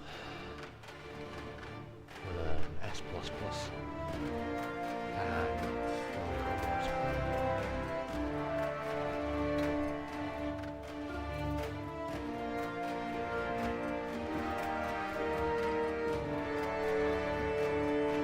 Sorry if you hear any gross slurping sounds. I have got a drink. Deforestation killed the tree. Way ahead of you. Sorry for only just checking chat now. Alright. Also, I mentioned it before, but the current heroic escalation is Blaze. I will give that a shot at some point, but I'm not sure that I'll be able to pull it off. Interestingly enough, the weekly reset is in 1 day and 1 hour, which means we should actually get 1 more weekly reset right before the shutdown, if I'm not mistaken.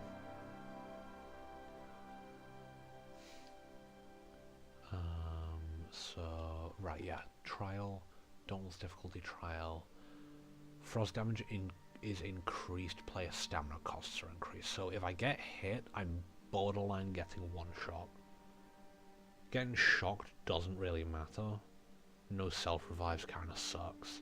Blaze weapons are up, I don't have any blaze weapons. Frost armor is up. I do actually have some frost armor that I might be able to use. So fun fact, this armor set here, first of all, transmogged to look sick as hell. Secondly, I actually beat my uh, beat a Dauntless trial after the release of the. You can actually see it here. Complete a trial on Dauntless difficulty after the update. So I was able to do that with this set because I was fighting a what's it called? A Bloodfire Embermane, which Rushdown. Embermane is very easy to interrupt, so I could give myself a bunch of attack speed. I gave myself more defense. I made myself immune to being set on fire, and I gave myself.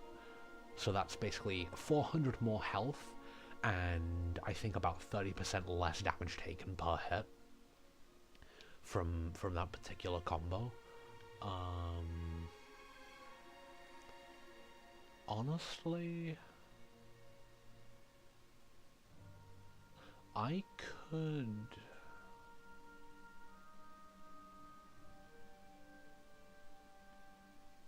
Hold on, where's my... If I take the fireproof cells out of here... Oh yeah, also, if you... So you can now equip... part of the update is you can equip any cell in any slot. But removing the cell deletes it forever. Which is certainly a choice. With the increased stamina costs, I'm gonna look through. Right, that's why I don't have those.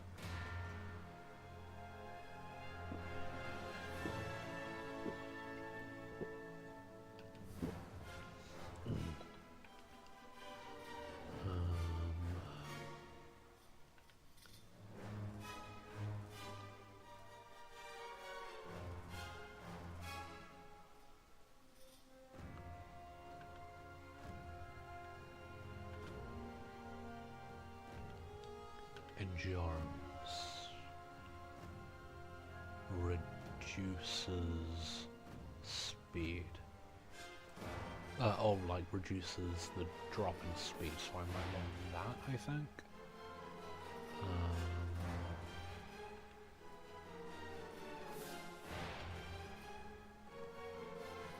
Ooh, 9 lives though is really nice. Nah. That is actually really good, the Valamir one.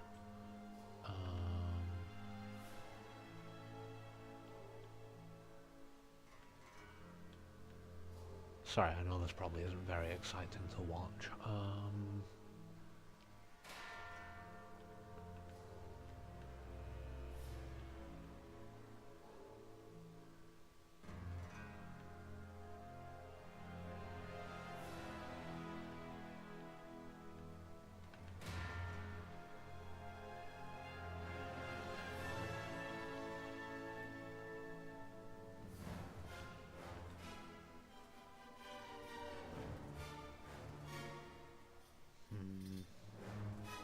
I really want an ice helmet, but it was the Agaris one that looked best. So screw it, I'm gonna just make this a max up, I think. Provided I have enough materials.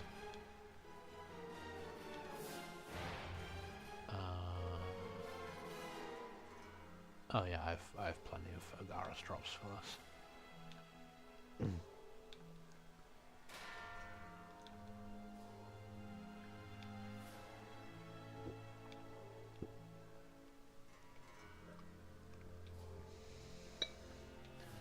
I've had something to drink and now my throat feels like it's dying a little less.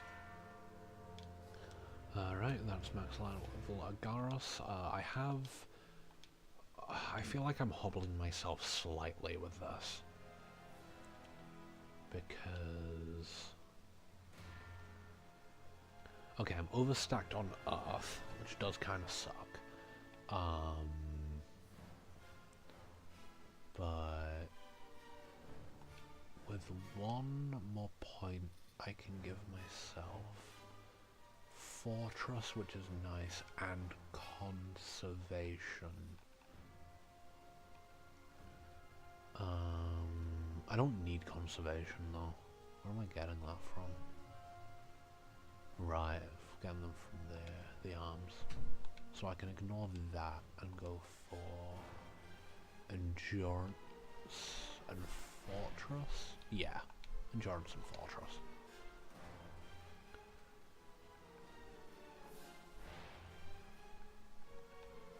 I went right past it, I'm blind. Okay, that's fortress, and then E. Endurance, right there at the top. Okay. And now that the boring build is over, I'm wearing my sick-ass armor with my sick-ass crown. I forgot to mention the crowns. Right, oh, cool. I've completed that. I need to talk to Gregaria for that. Slave, Phalanx, Enraged Carnival, beat Carnival with hammers, stagger Phalanx, break one more Phalanx part. That sucks. Oh, but I can do it on regular Blazeworks instead of Blazeworks Surge. That is nice. Beat up Shadow Touch Drax with an axe. Yeah, okay.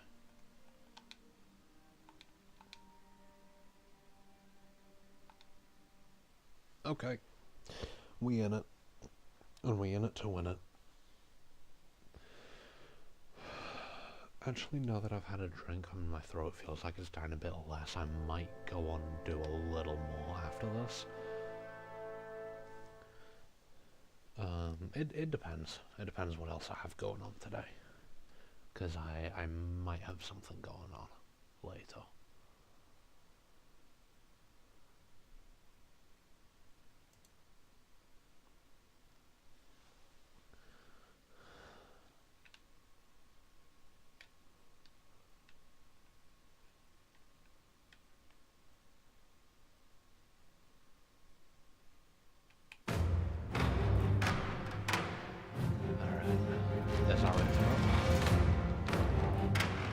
Fast.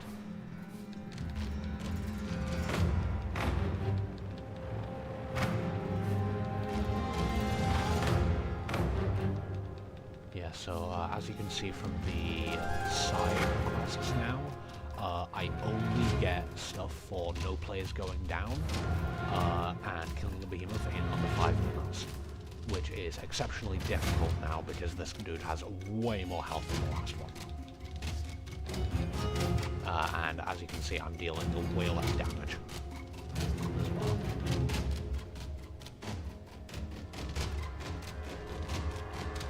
Partially because the chain is set. Oh jeez, I didn't roll that. Okay. Right, that did interrupt.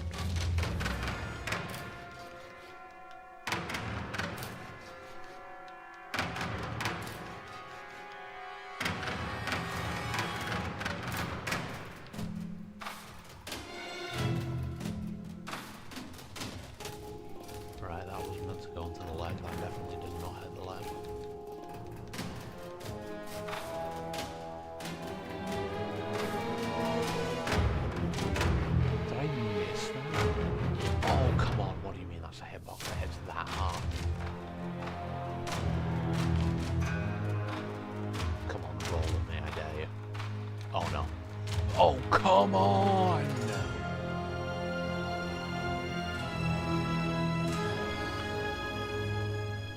Okay, no, this is doable. I got him a quarter down there, and I lost because I got greedy going for the vent instead of just popping my actual, like, in-hand heals.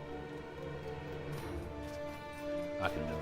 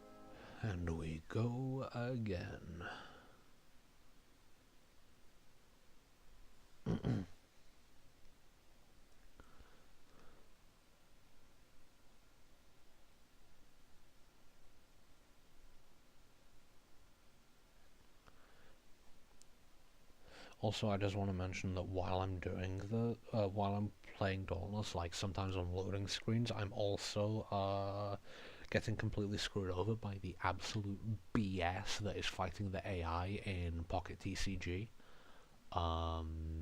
The barrel deck is kicking my ass because the game's like, what if we undid 100 damage in a single turn? And what if we could do that every turn? And I was so preoccupied talking about that I missed my interrupt opportunity. What the hell? I dodged that. Okay, he's gonna try and stomp me, and I gotta not let him. Yep, there it is. Out and back in. Out, back in.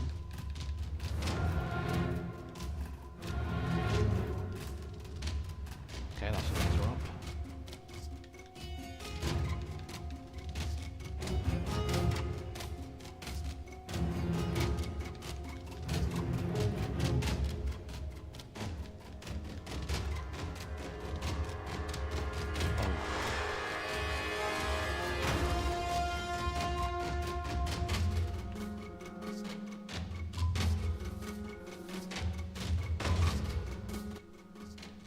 No, I messed that up. I messed that up too. Oh, come on.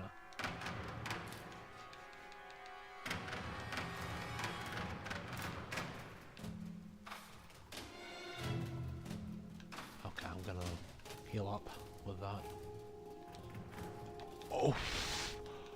Oh! Man, it's a good thing I healed up where I did. Oh, okay, that's a stagger. That's what knocked him down. Okay.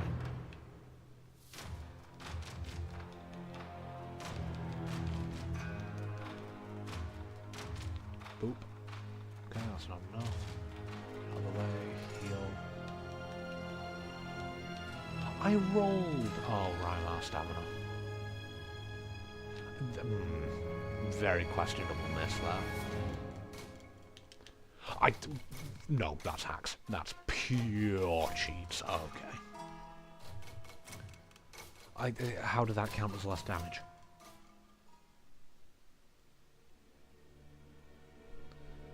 Okay, welcome to the tilt section of the stream, because this is not how it is supposed to go.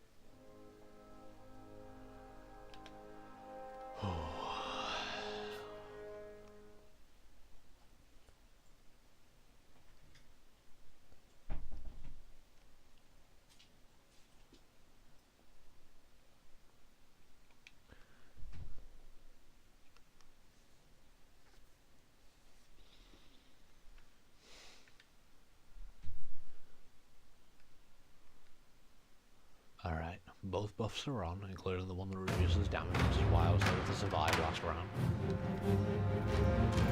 That's our interrupt staying just out of the hitbox.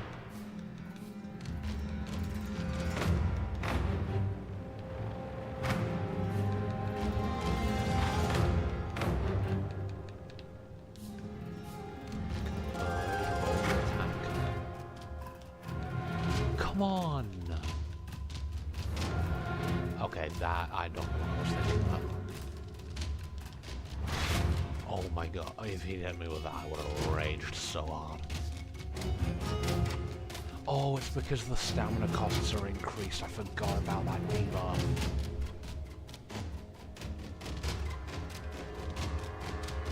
And if you don't know why that's a problem, it's because heavy attacks, upon which half my combos rely, cost stamina to do. as obviously does evade it. Nope, okay, I just completely cocked that up. Okay.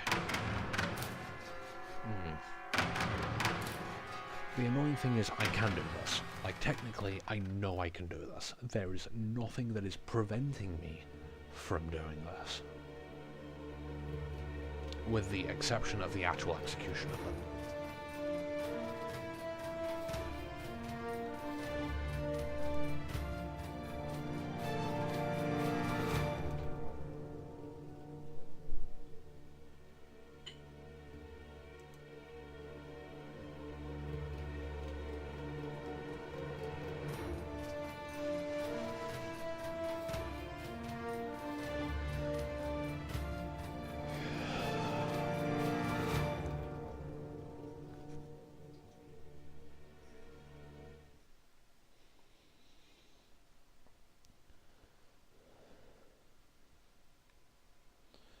Okay, never mind what I was saying earlier. I am definitely calling it quits once I beat this thing.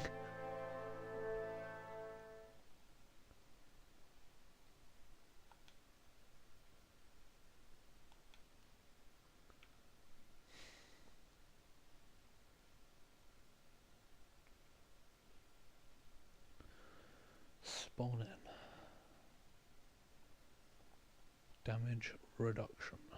Attack speed up.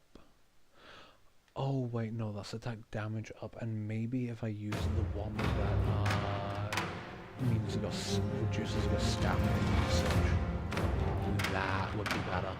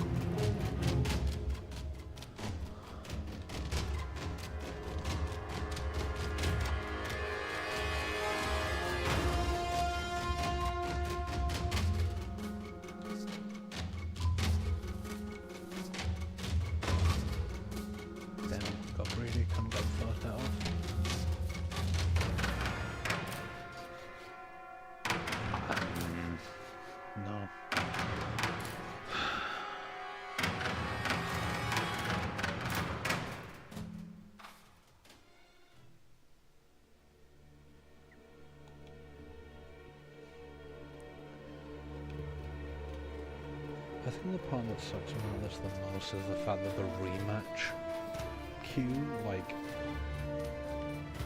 is taking more time than the attempts.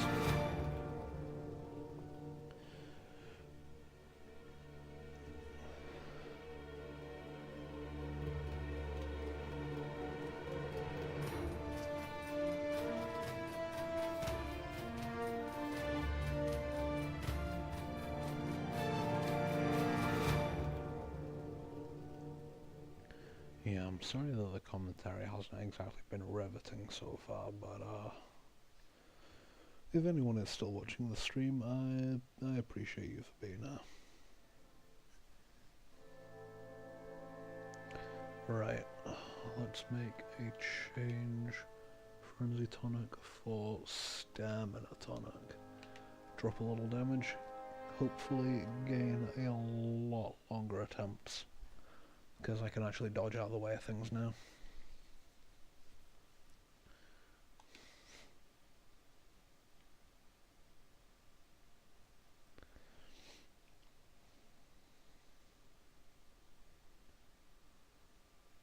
Oh right, I also completely forgot that they got rid of the third option on the item wheel.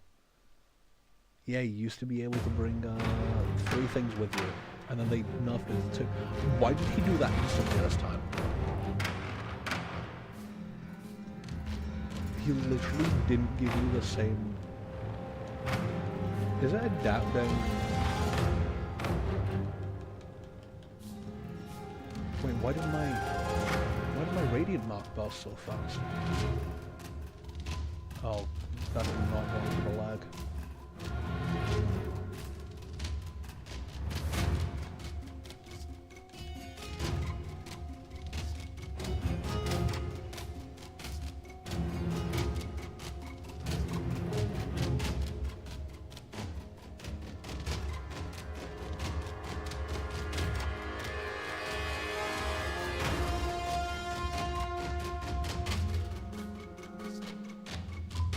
Got greedy, but I got the laser.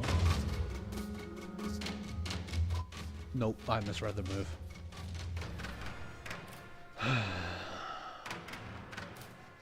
Well, next attempt, run it.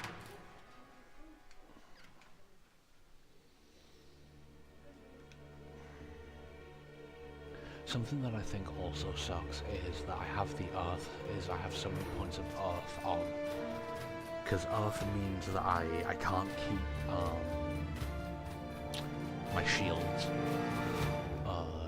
If I land any hits with a shield up, it consumes the shield to deal additional damage, which is taken away from my longevity.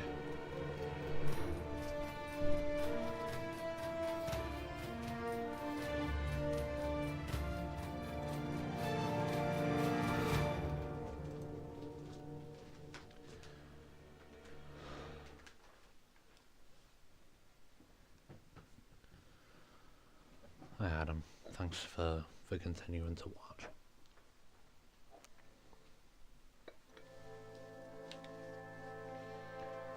Even though I'm not really doing anything except slamming my head into a wall. Because the game took away all of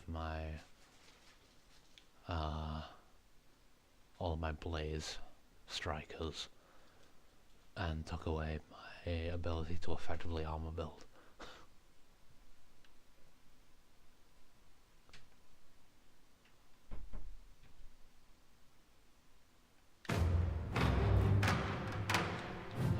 I thought it was about to paste me.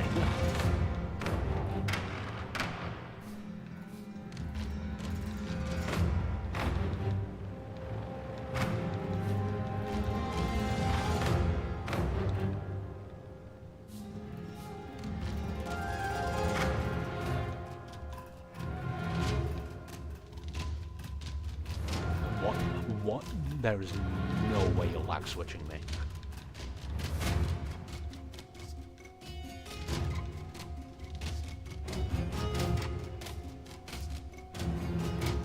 Great, and now he does the interrupted move when I'm not ready for it. That should have worked.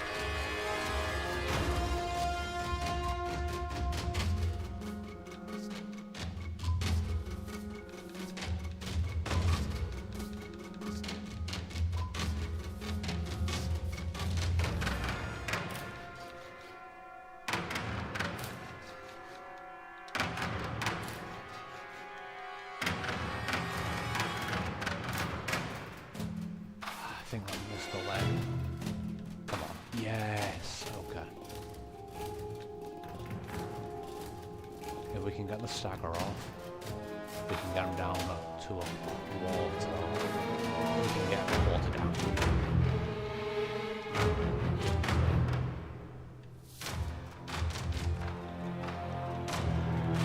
Okay. Big damage opportunity. I think I messed that up.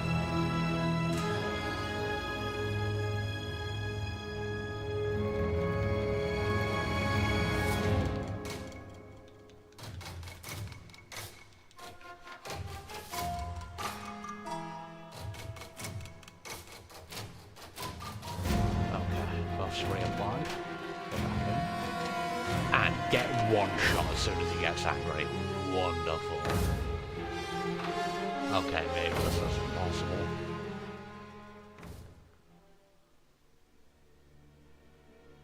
I'll give it one more attempt that gets past the first quarter of his health. But I'm not sure that with the increased stamina costs, I'm not sure that I can play around him being able to one-shot me. while still dealing meaningful damage.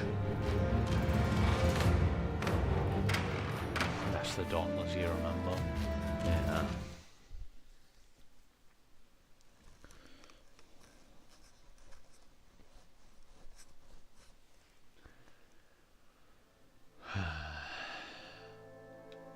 Right. If I had more frost armor, I'd be taking less damage.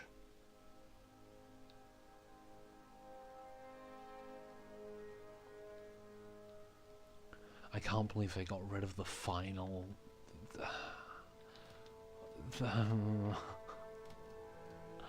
They replaced the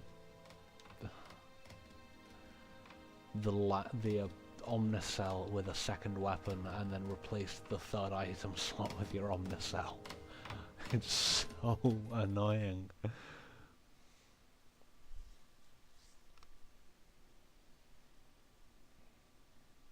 And like, okay, I kind of get why they did it, because the button map to change your weapon was previously the button map for bringing up the this menu that let you do like your emotes and stuff. Speaking of which, I've got this cool one, and I've got this one from like one of the first seasons because it was free. I've got ones that are reserved for my girlfriend, and then I've got my sick ass banner plant. Cause that goes hard. I love it. But yeah, not gonna lie, having a third item slot could really help me out. Also, you notice how it takes a second for the interrupt to go off? He can still pace me in that time. So I do need to be very careful running towards him at the beginning of these fights like I have been doing.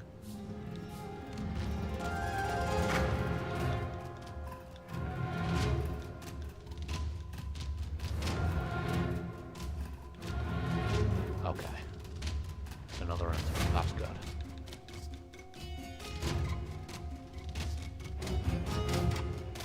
That's a crit. Crit out of the bolts are very good.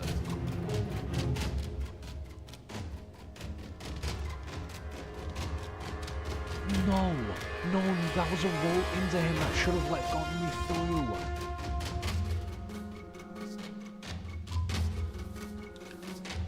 Oh, come on. He's mocking me with that.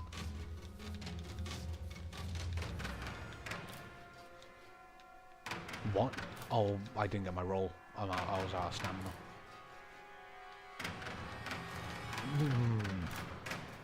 Freight train. Stupid freight train dinosaur. Alright, I'm just gonna build up stamina. Only spam light attacks. Oh, I thought that was gonna hit me for real. Okay, that's the stagger. Get a little damage on the head, because it seems to take more damage than anywhere else. Spam lights into the legs to get stamina back. Get distance, adamant ball. Get away. Heal.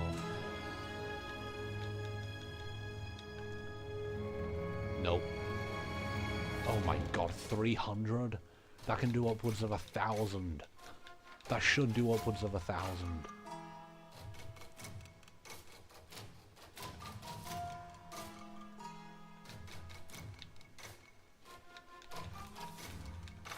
Okay, okay.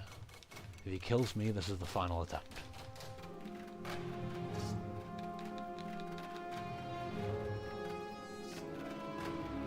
Oh, that didn't connect, okay. That's an interrupt. Get close, focus the legs. Oh, okay. Okay, that's a part break. You guys can't see this, but the TV is telling me it's going to go into idle mode. Cannot get killed by the rage boss there. Oh, big crit. Okay. Unfortunately, broken parts take less damage than unbroken parts, especially because I have a it's actually part of my weapon passive that means that unbroken parts take I think it's 15% more damage. I underestimated the hitbox. Well, that's that. Thank you for watching stream. I will be back either later today or tomorrow to try and like slowly burn my way through the rest of this game. I'm gonna try and really like trim down on the time because that did take me a very long time to get through all of the Terra Islands, and that's only been part of it. I mean, I've only done 2 out of 7, although these ones are shorter, but that's also the shortest one. You know what, I think I'm going to focus on not talking so much, and I'm going to try and blitz through that one has a 5. I'm going to see if... Okay, this is only 4s, so you know what, we're going to... the out of order aisles, because as you can see this is the highest one up, but it's recommended level 30. For some reason they ordered the wait, what did that say? Slayer of the Queen? Who the heck are you? Right, no, it's not in my Slayer anymore. Where's the personality? I completely forget. Oh yeah, I should also check. Yeah, so these are that's the cool... Right, that's the regular stuff. Keep your place in the top 100 until weekly reset to gain access to the champion cosmetics. So, that's this lot. And I do actually have enough for something.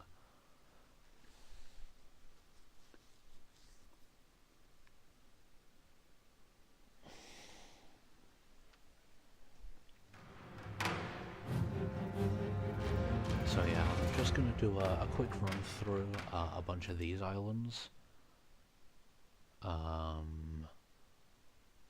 As fast as I can. I don't think... it's implied... Adam kind of implied that he's gone now, which I don't blame him for, because that's kind of... You know, I did say that I'd be ending. Who's in... Alright.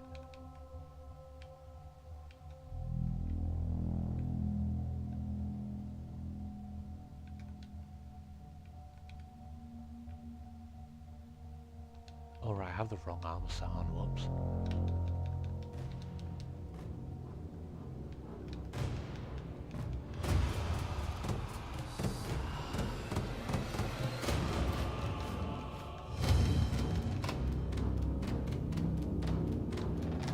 Also, I don't know if you guys can see this, and the game is kind of lagging. This guy is all over the place. And I may... Oh, okay, I was about to say, I may see a game crash because,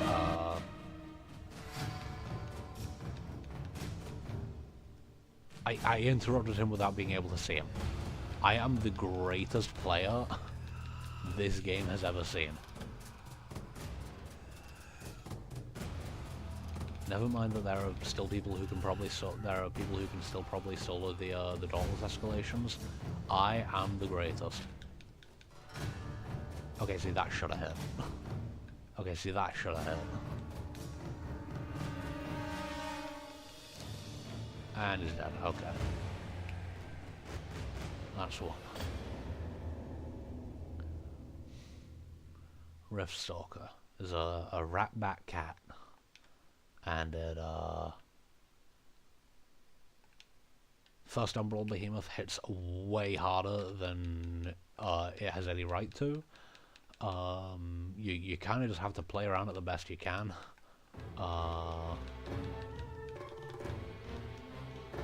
This is Stormclaw. This is the shock equivalent to Koshai, although in my mind they've never really been on the same level.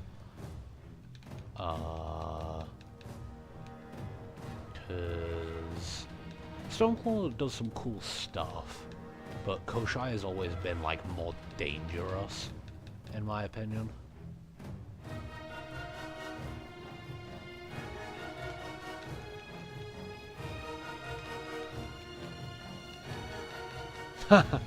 Nice interrupt message. I get the interrupt, except whoopsie, and no you didn't. Okay, yeah, so that's Stormclaw. Stormclaw is only really interesting because Tempest Spawn Stormclaw exists, which is just a cooler version of the same fight, even though, like, when it is cooler, it is also, like, infinitely more annoying. Shockjourney Saga has that move, which is a complete gimmick, where it hits you point blank before you can react, especially if the game is lagging.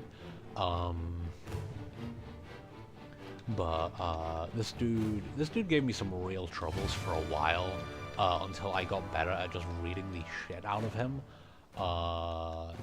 Please ignore him slapping me there, and that didn't, okay, that felt off, but okay.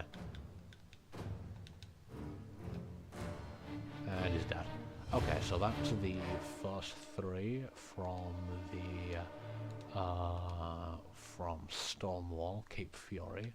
Next up is Cape Fury Surge. It is 4 behemoths, so it's going to be kind of RNG how quickly I can get off the island. But I don't think it'll be too bad.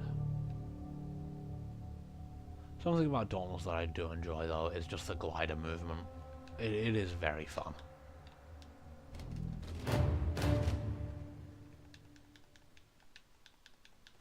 Oh no, I interrupted him when he was about to go for an interruptible move. I've screwed myself.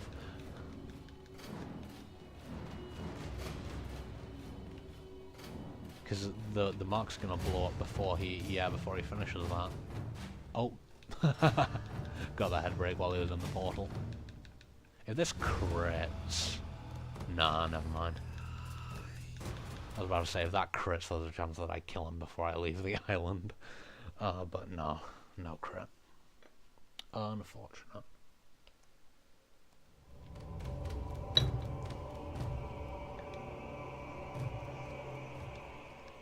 Oh wow, it's an island that looks the exact same.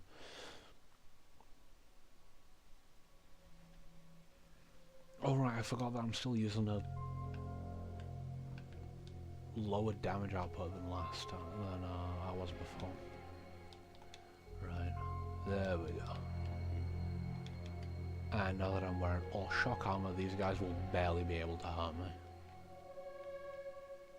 Oh wait, it's a Shaviet. Okay, so Shaviet isn't going to be able to hurt me physically, but it's going to hurt me emotionally because this dude is a bastard. You'll see. If you aren't already intimately familiar.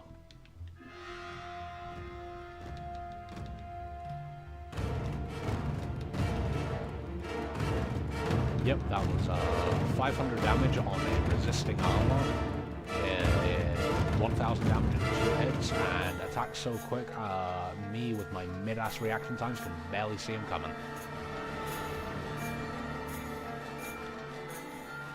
And you might be wondering, oh Toby, you're using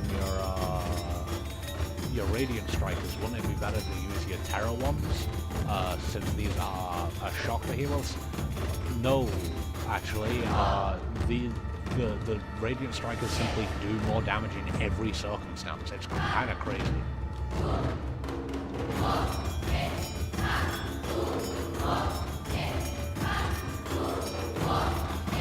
I feel like I haven't really listened to Shaviet's theme before. Why does Mum have Shaviet?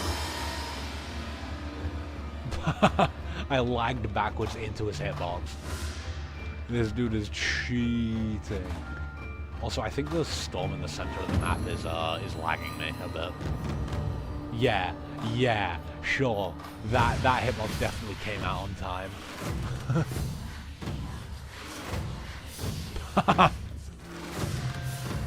Yeah, okay, he is actually lag switching me right now.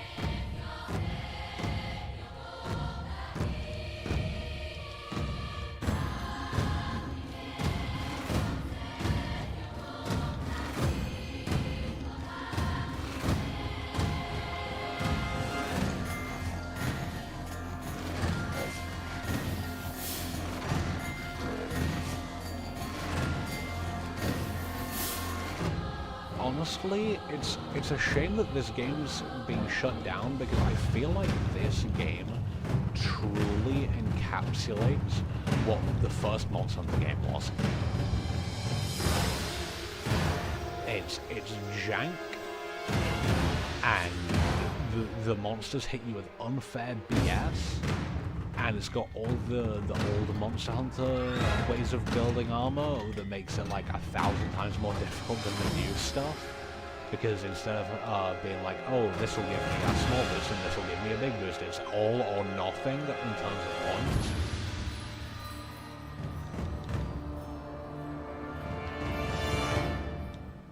Okay.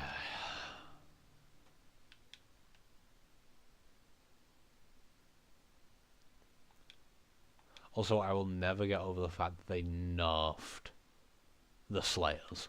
Like, it's a video game, dude. You're supposed to be living a power fantasy against the NPCs. Why are you nerfing things?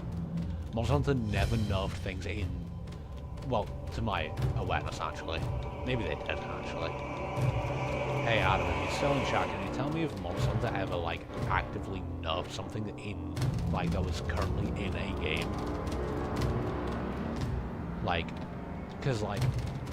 They've done stuff like attack boost going from a level 1 to a level 2 duel between like most of the world and Rise or whatever it was.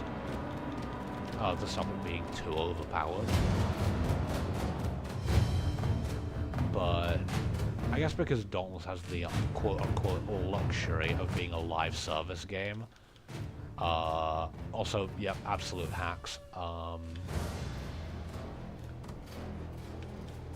Dude, even my revives are lagging.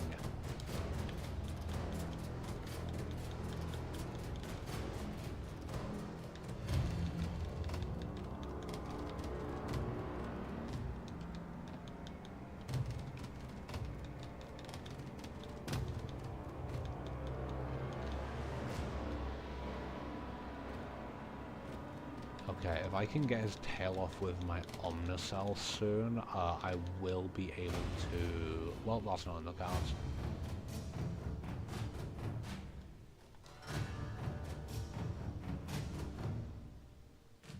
Oh, come on, because he KO'd me with the attack, he cancelled the rest of the attack, meaning I didn't get the interrupt from the... Oh, come on.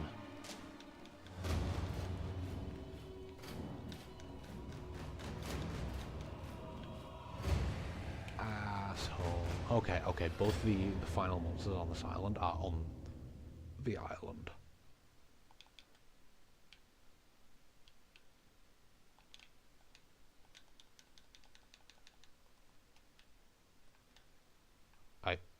Hello? I feel like, I was about to say, I feel like fighting this dude in lag is going to be a special kind of hell. Because I am actually inputting my rolls at the exact right timing for his attacks. I'm just getting hit anyway because the game. Okay, that was just a bad roll. I'll keep it a buck on that one. That was a roll in the wrong direction. Let's check chat real quick. Look, check the patch notes for wilds.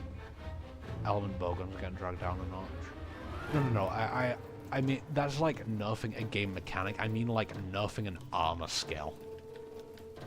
Well, actually, I guess they did nerf the mechanic of a whole of armor building by making the... by changing the way it works and then taking away certain things from certain skills. So, yeah, I guess it is comparable. But that's because those were like low-key, or like not even low-key, but like those were actually busted things that could be seen as potentially harmful to the game, right? And this is, oh yeah, we took away Tuff's 50% health boost because fuck you.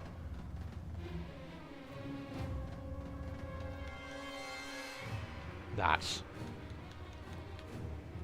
hacks. That's hacks.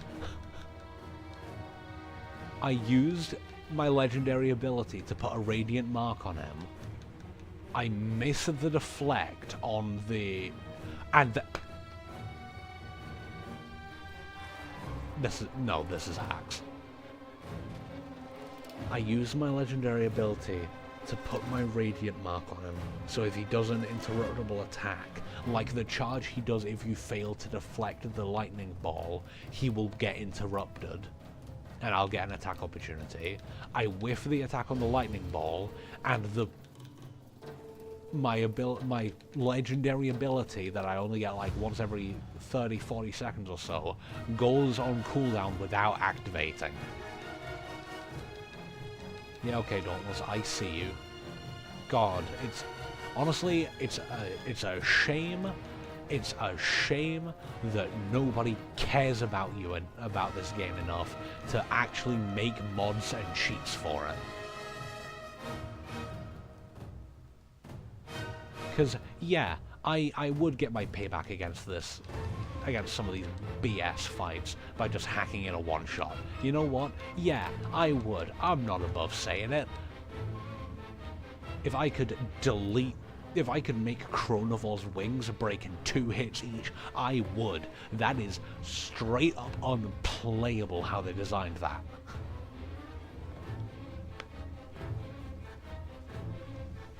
And you know what? If I could literally triple my defense against all behemoths, which, by the way, this is 100 additional points of defense. That is 150 points of defense on each piece of armor, plus an additional 100 shock resistance for 700 defense against this behemoth, and I'm getting two-touched.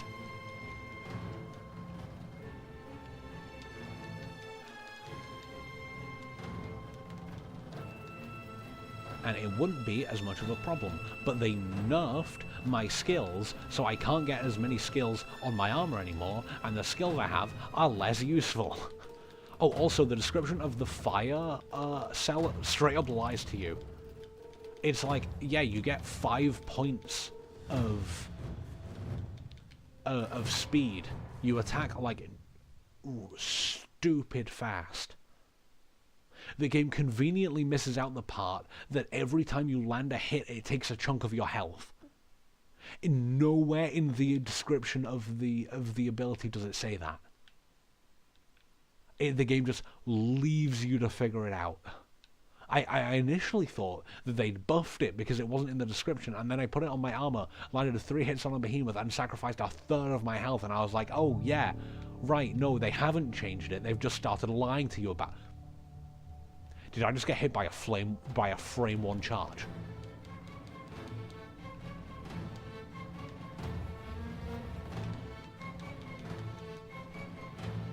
If I touch that fire, I die.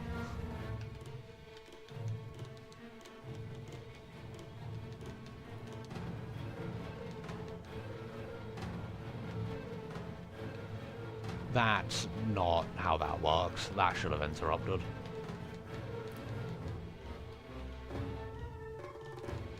Okay, and that was very lucky that it didn't count as a hit.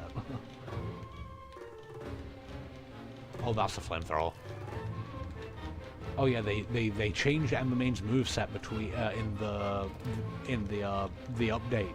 It now gets access to the flamethrower even when it isn't angry. Because really, what Embermane needed was a full screen option.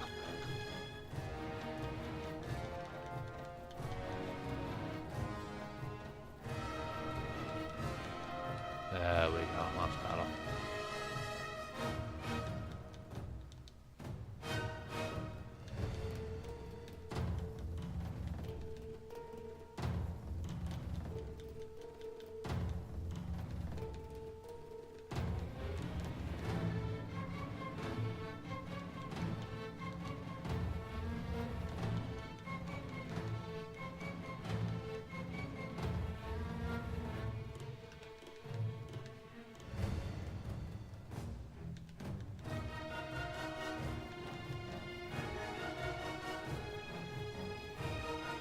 Oh, I clipped him with it, okay.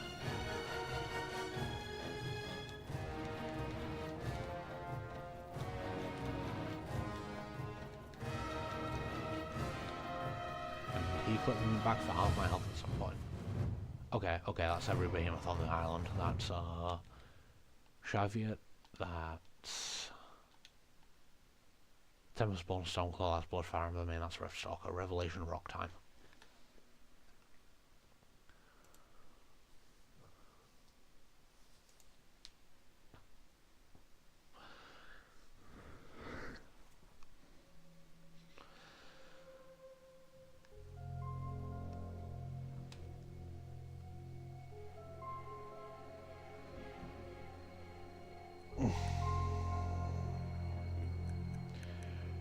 Yeah, I think I'm gonna do...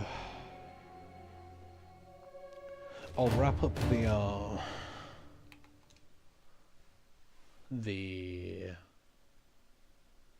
all the shock ones. I'll do a 10 to 50 shock escalation. Actually, no, you know what, I'm gonna make it a time thing. I'm gonna play for 30 more minutes, then I'm gonna do a shock escalation, and then I'm calling it quits.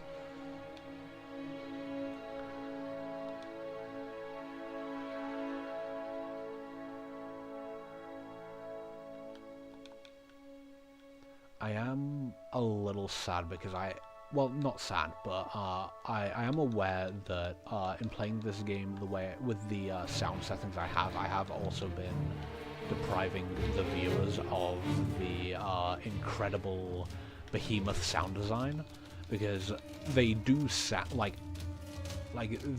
this game does kind of slap in terms of the audio. Okay, that's regular Shrike.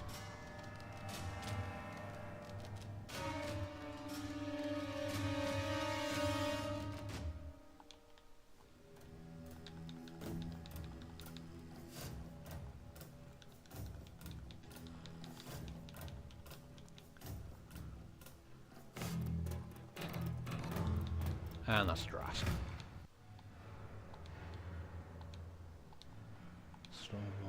Revelation Rock Surge.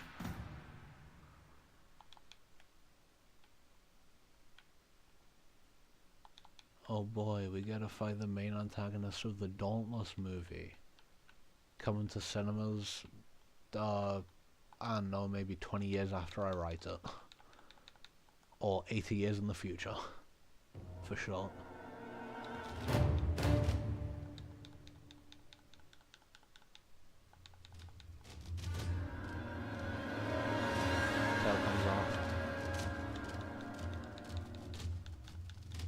Yeah, sorry, even the tails that don't sever, like Shrike's, because it has tail feathers that break instead, can only be severed with cutting damage.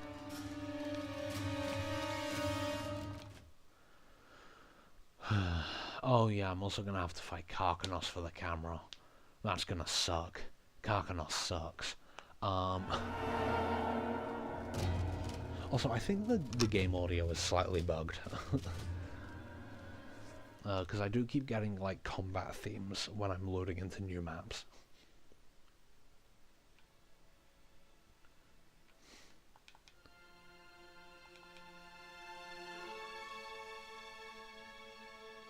Oh right, that was regular Revelation Rock is at night, but Revelation Rock Surge is during the day. I'll be honest, this was one of my favorite maps. Like, it was like one of I think 3 earliest maps in Dauntless Reforged that you could go on, but there's just something about the map layout and the stuff that you could fight here that I always really enjoyed, because the hardest thing you used to be able to fight here was Boreas, and now it's, you know, we've got Moonreaver Shrike, who isn't a pushover. We've got I mean, you can see him looming menacingly on the map over there. We've got Thunderdeep Drask, who is a bastard all of his own.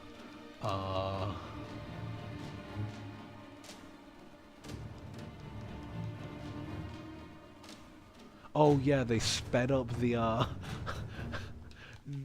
Moonreaver Shrike's animation speeds when it enrages to like a hilarious degree.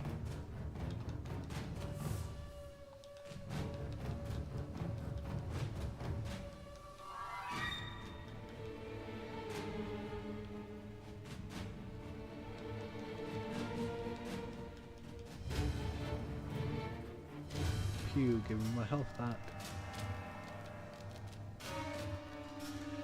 You know what, I'm going to finish off with the king of the island. I'm going to go for that Thunderdeep Drask last. I'm going to take out this Firebrand Charog, which is the second Firebrand Charog species that we've seen. The only species of Charog that we haven't seen is regular Charog. We've actually seen 2 Firebrand. I think Firebrand is more common across the islands than regular. Although, I think that goes for several behemoths, such as, like, Ragetail Gnasher is probably more common than regular Gnasher, and, Moonreaver Shrike is more popular than regular Shrike, and,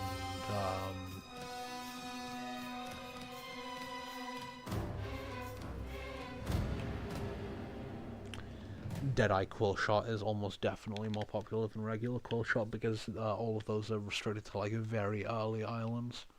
Same thing with like Drask. Although with Drask it's a bit more of a niche situation because I don't think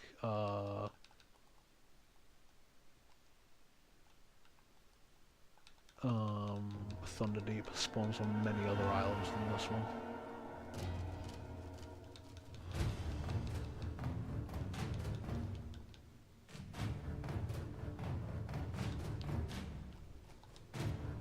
Oh damn, I applied that mark like as it started flying at me.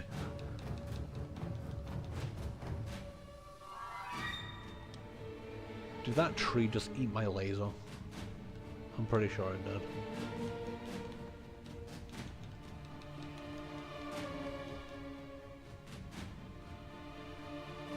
Straight in the dome.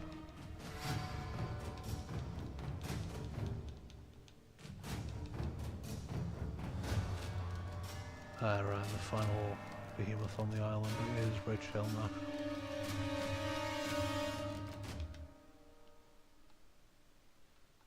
Hey, that's a bounty.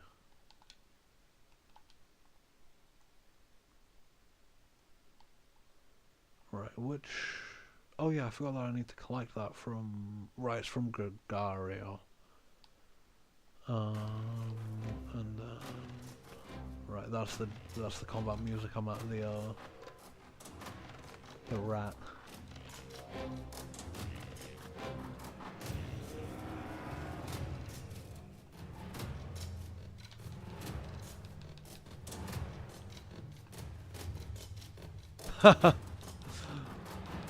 That hit 3 seconds before he swung his tail.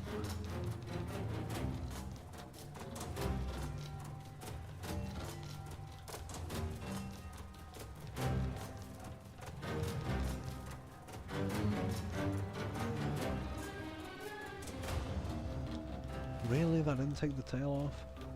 Oh well, I'm gonna use the super armor it gives me to just put some bunch more damage into him.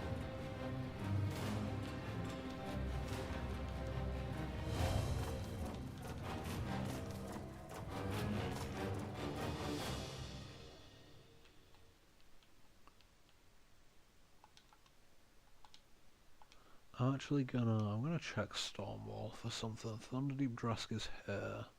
This is the last place we can find Thunderdeep Drask, so you know what, I am gonna kill him. But after I kill him... Asshole. Asshole.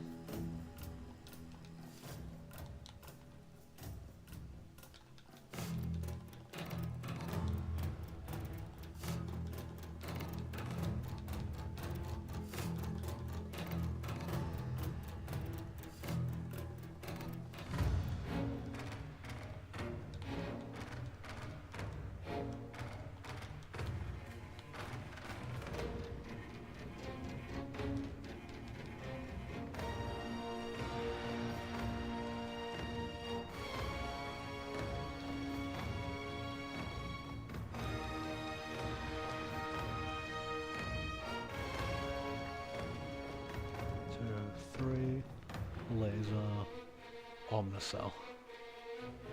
Alright. I'm just gonna kill the Shrike to see if I can get another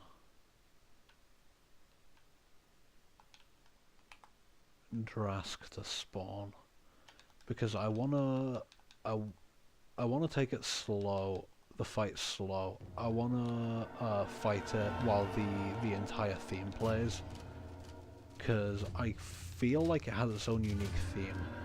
But I'm also not sure that, like, if it does have its own unique theme, I'm also pretty sure it isn't recorded anywhere yet. So I wanna get like a voiceless.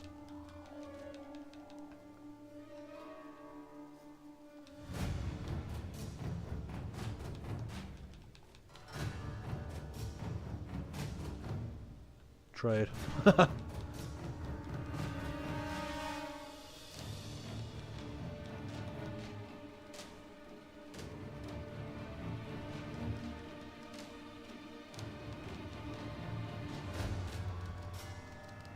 Right, okay, Thunderdeep Drask spawned from the last one I killed, just a little bit further away.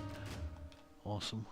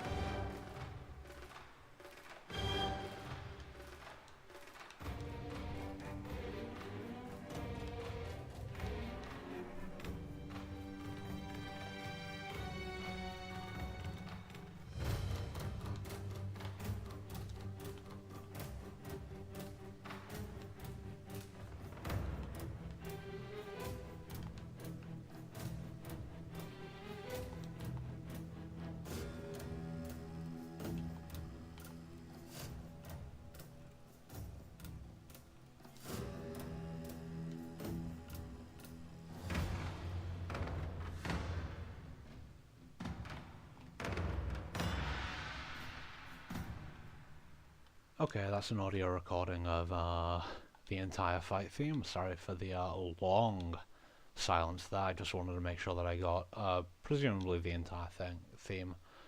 Most themes in Dauntless are like 5 minutes long at tops. So I just wanted to make sure I was recording that for nearly long enough. I'm actually not sure how long I was fighting that. I didn't exactly have a timer going or anything. My phone is next to me, but it's dead. And I didn't really want to tab out in the middle of the fight, otherwise the recording would just show me getting the crap kicked out of me. Yeah. Alright. Last up is Brightwood, then Brightwood Surge, and a 10 to 50 shock escalation. And then I will call it here for now. I might stream again a little later today, but I won't make any promises. I should be streaming again tomorrow, though. Because obviously my goal is to beat every behemoth in the game, and instead I've only beaten the 3 island chains worth.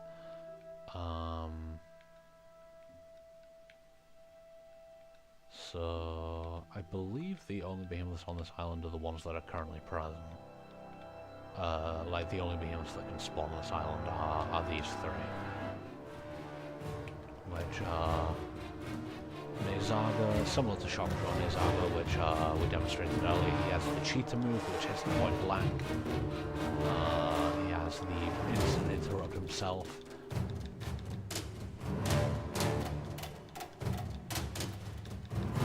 He has the rage burst, which every monster behemoth gets.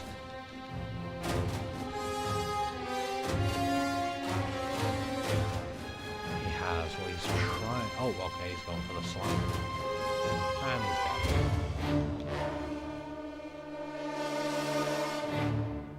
Right, I forgot the Shaviets on this island as well.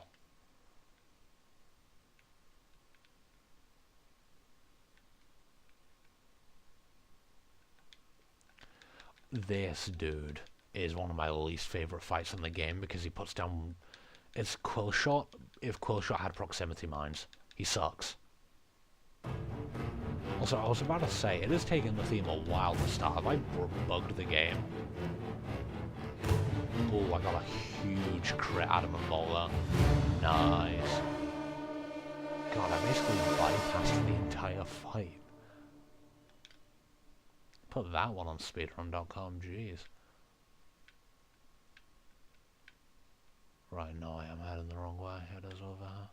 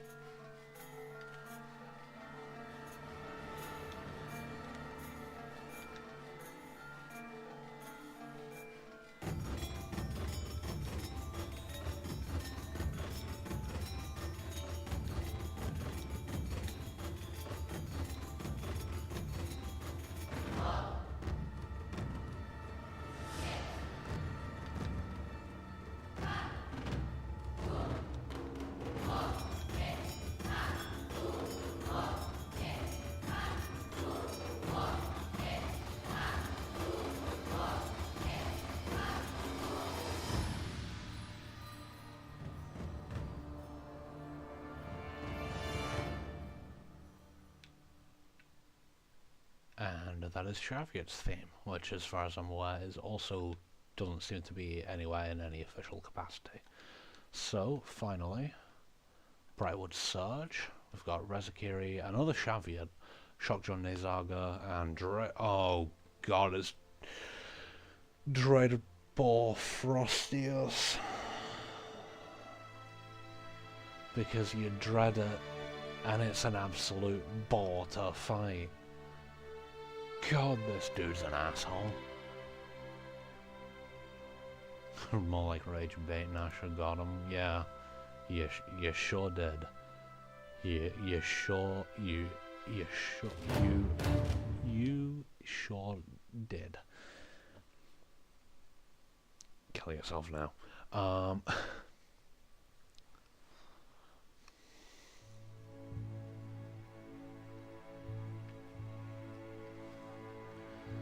Alright. We have had 2 long silences on the past 2 islands. I am hopefully... There will not be a third. I think that Shaviet recording might have been a bit on the short side, unfortunately, but like worst case scenario, I can record it again on my own time. You know, like tomorrow. Okay, I was actually able to dodge that point blank. I wasn't able to dodge the charge though because despite the fact that the interruptible symbol appears almost immediately, the attack actually does not become interruptible for a minute.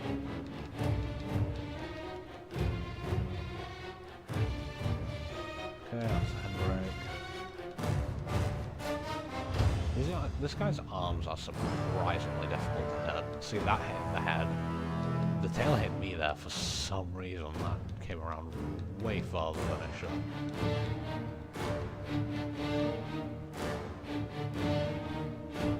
Again, that hit the head. There's the arm.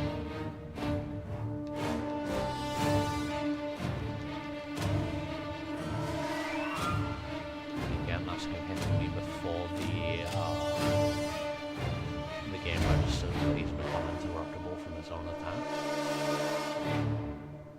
I will go for shish kebab. Shaviet.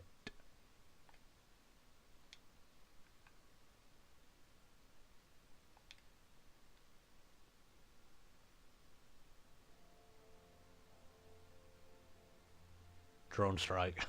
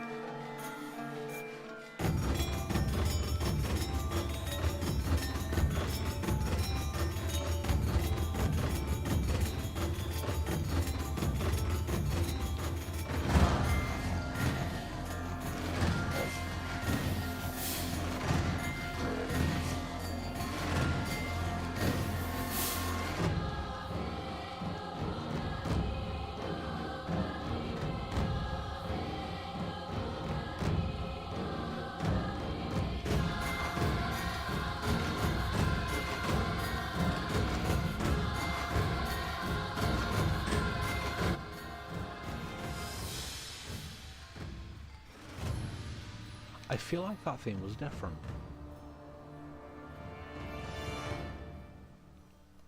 Like, I don't know what it was, but like the opening to that theme sounded different to the regular one. And that wasn't a, I forgot what they were called, but like that wasn't a, I want to say that they used to be called Surge Behemoths, which is why the islands are now called Surge now. Maybe they're all Surge Behemoths, so maybe it actually is a different theme. I don't know. Oh god, wait, I just remembered that I've left Blazeworks for last. Blazeworks sucks.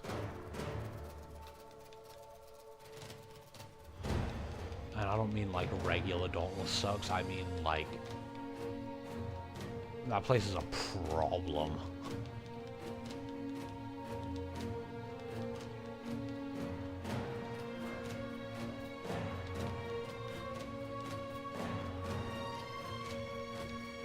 I'm trying to remember if it's the tail that needs cutting damage to break, or if it's the tail gem at the end of the tail, and Rezakiri is just uniquely programmed with that feature and done.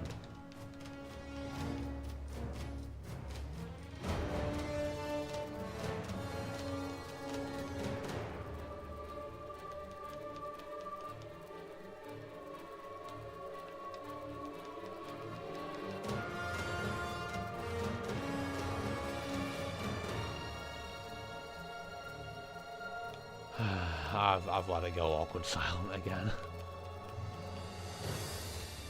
I'm not even listening to this dude's theme. This dude's theme has been in the game since the start. You can buy this dude's theme for $8.99. Wait. That's gotta break. No! No, he put me in the jar. Let me out.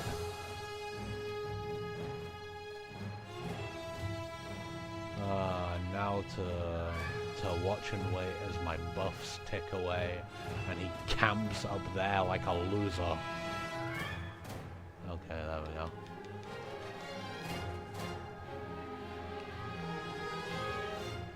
Oh, I forgot about the disjointed hitbox that the tail has during that attack.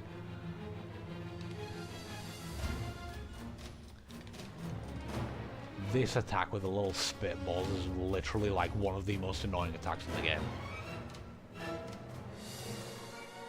Right, when he's angry, he spawns, yep, a bunch more of those, and,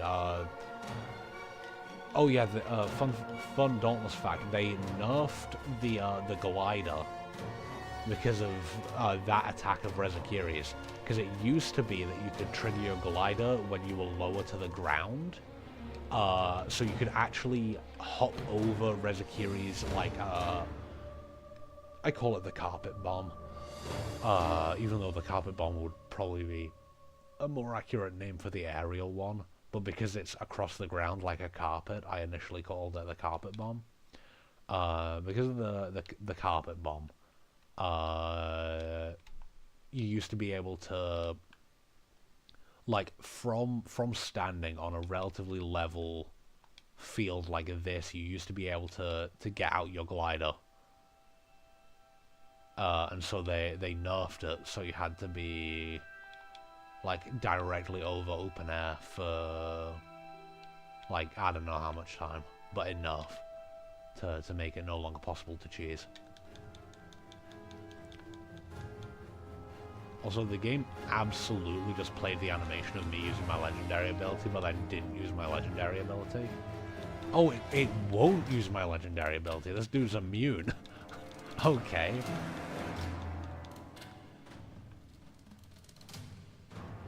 Oh, there we go. Okay. Wonder what that was about.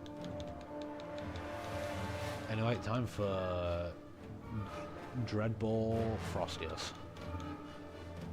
Because he has iframes when he does that move. And he has ice armor, which you can only deal like 300 damage to per hit max unless you kill the little minion guys he spawns. And then when you kill them all, you gotta...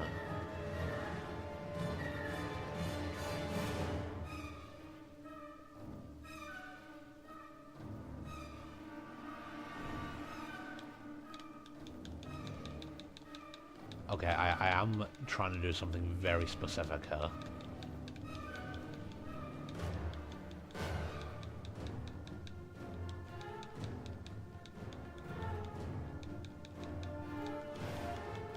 Also, they buffed the health on the fauna that Boreas spawns. They're way tankier. I forgot about that. Also, I believe Dreadfrost can spawn the yeah, the spitter. There it is. Remember, spitters are quitters, and I wish all the spitters in this game would give up on life. Would, well, quit on... You get what my meaning. Okay, it's nearly time. I think.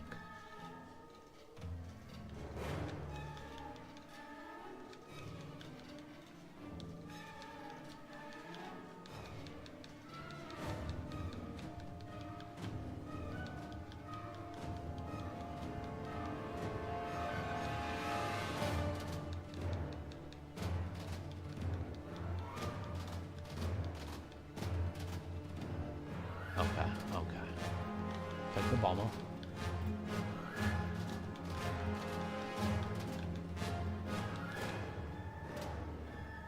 There's no way. Okay, you know what? It's fine.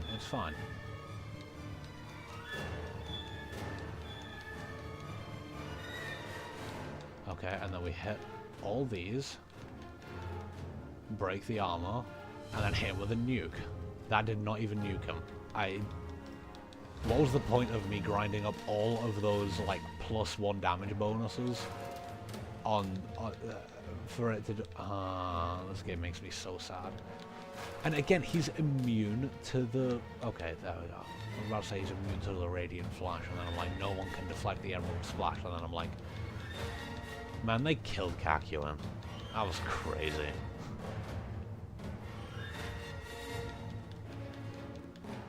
And that's the nuke, okay. Oh, right, I forgot to mention, like, the funniest part about this patch of Dauntless. Which is, me and my girlfriend discovered a bug where if you're using the set of umbral chain blades that the game gives you, the netherlights, I think they're called, if you use them, you can apply a basically you can inflict behemoths with elements like they inflict you, and if you inflict them with umbral, which was something brand new that they added with this update, they have like a mark on them that deals additional damage when you hit it.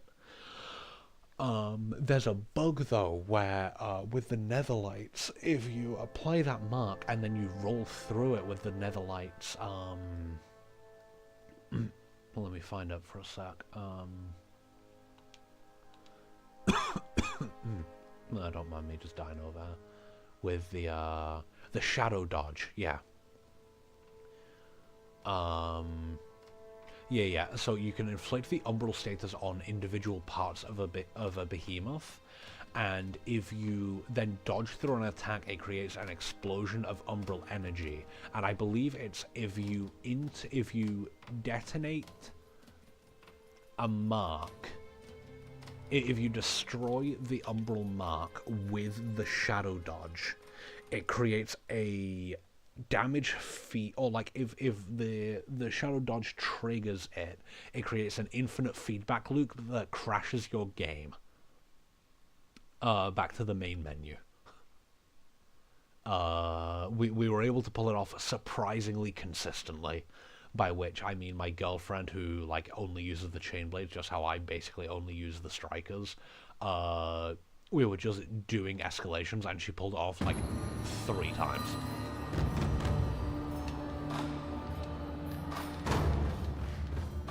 But yeah, welcome to the shock escalation.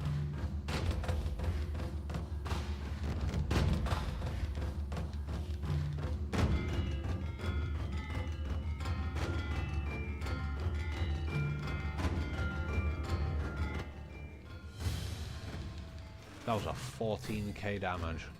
There we go. I was about to say, this guy's taken surprisingly long to die. I feel like I've been fast enough so far that this might be a, this could be put on the speedrun. Nope, I've messed it up. I took too long to choose. I should just click the first thing. I was looking for anything that would increase my movement speed, because I am so slow going between these.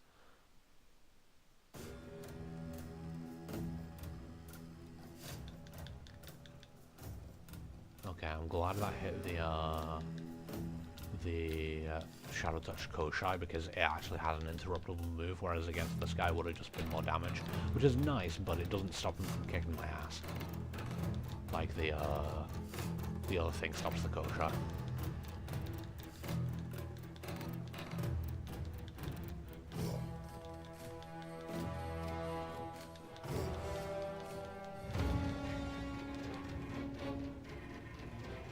There we go. Okay. Why? Why does he space like that? That's not fair.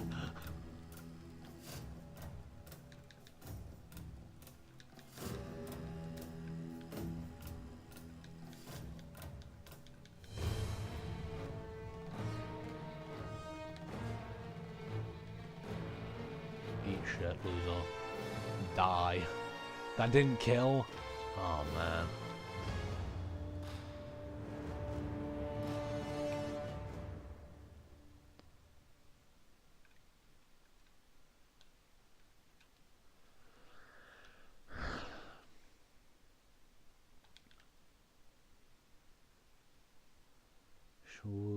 Shroud time. Shroud gaming. God, I forgot about this evil and intimidating bard. Specifically its theme.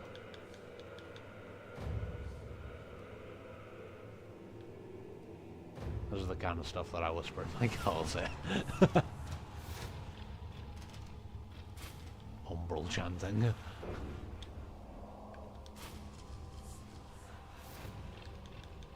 Yo, eat shit, loser. Sniped out of the darkness. Boop. 19k. 14k. Yeah, man, get out of here. You're done. Dungeon rings.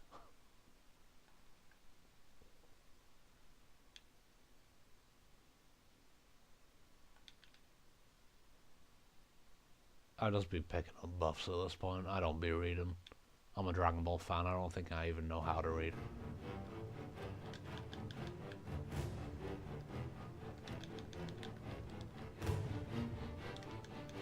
Alright, that's 2 interrupts.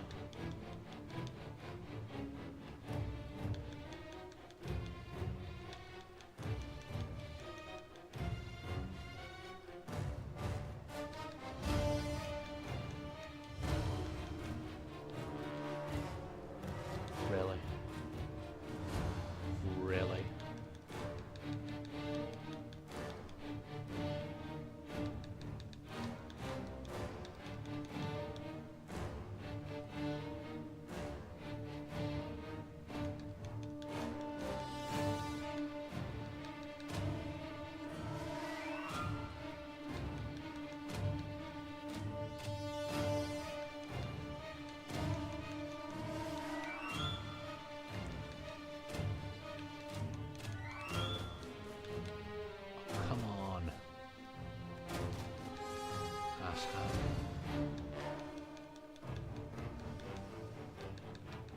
And GG. Oh, come on. Come on! What do you mean that didn't kill?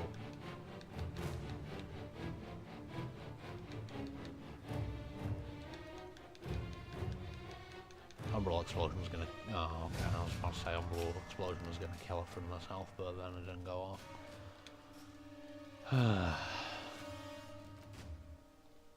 God, this is taking me like 8 minutes. How on earth am I supposed to beat the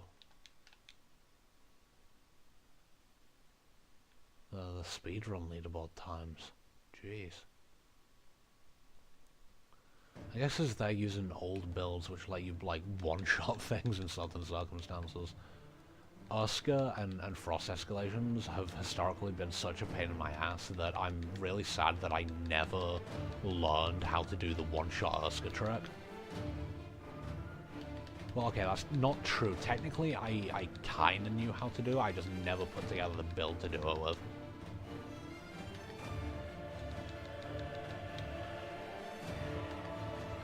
Damn it, I should be able to get the stun here if he stays still. Yeah, there we go. There's the stagger. Also, I'm trying to put max level a certain set of armor which needs this guy's like epic drop, which is really difficult to get. So I just gotta. Okay. If I can break this other wing, that'd be perfect. But nope, he's not gonna let me. He's just gonna move his head into it. And that is Malkarian, and with Malkarian, that is the last Shock Behemoth. And that, therefore, at 6 PM, is the end of the stream. Thank you so much to everyone who tuned in. I know necessarily the most exciting thing you've ever witnessed, but I do appreciate you showing up and giving me support all the same. I hope you all have a lovely day or night or whatever time zone you're in. Take care, and I'll see you either later today or tomorrow. It's been a pleasure, and hopefully we can have even more fun next time. See ya.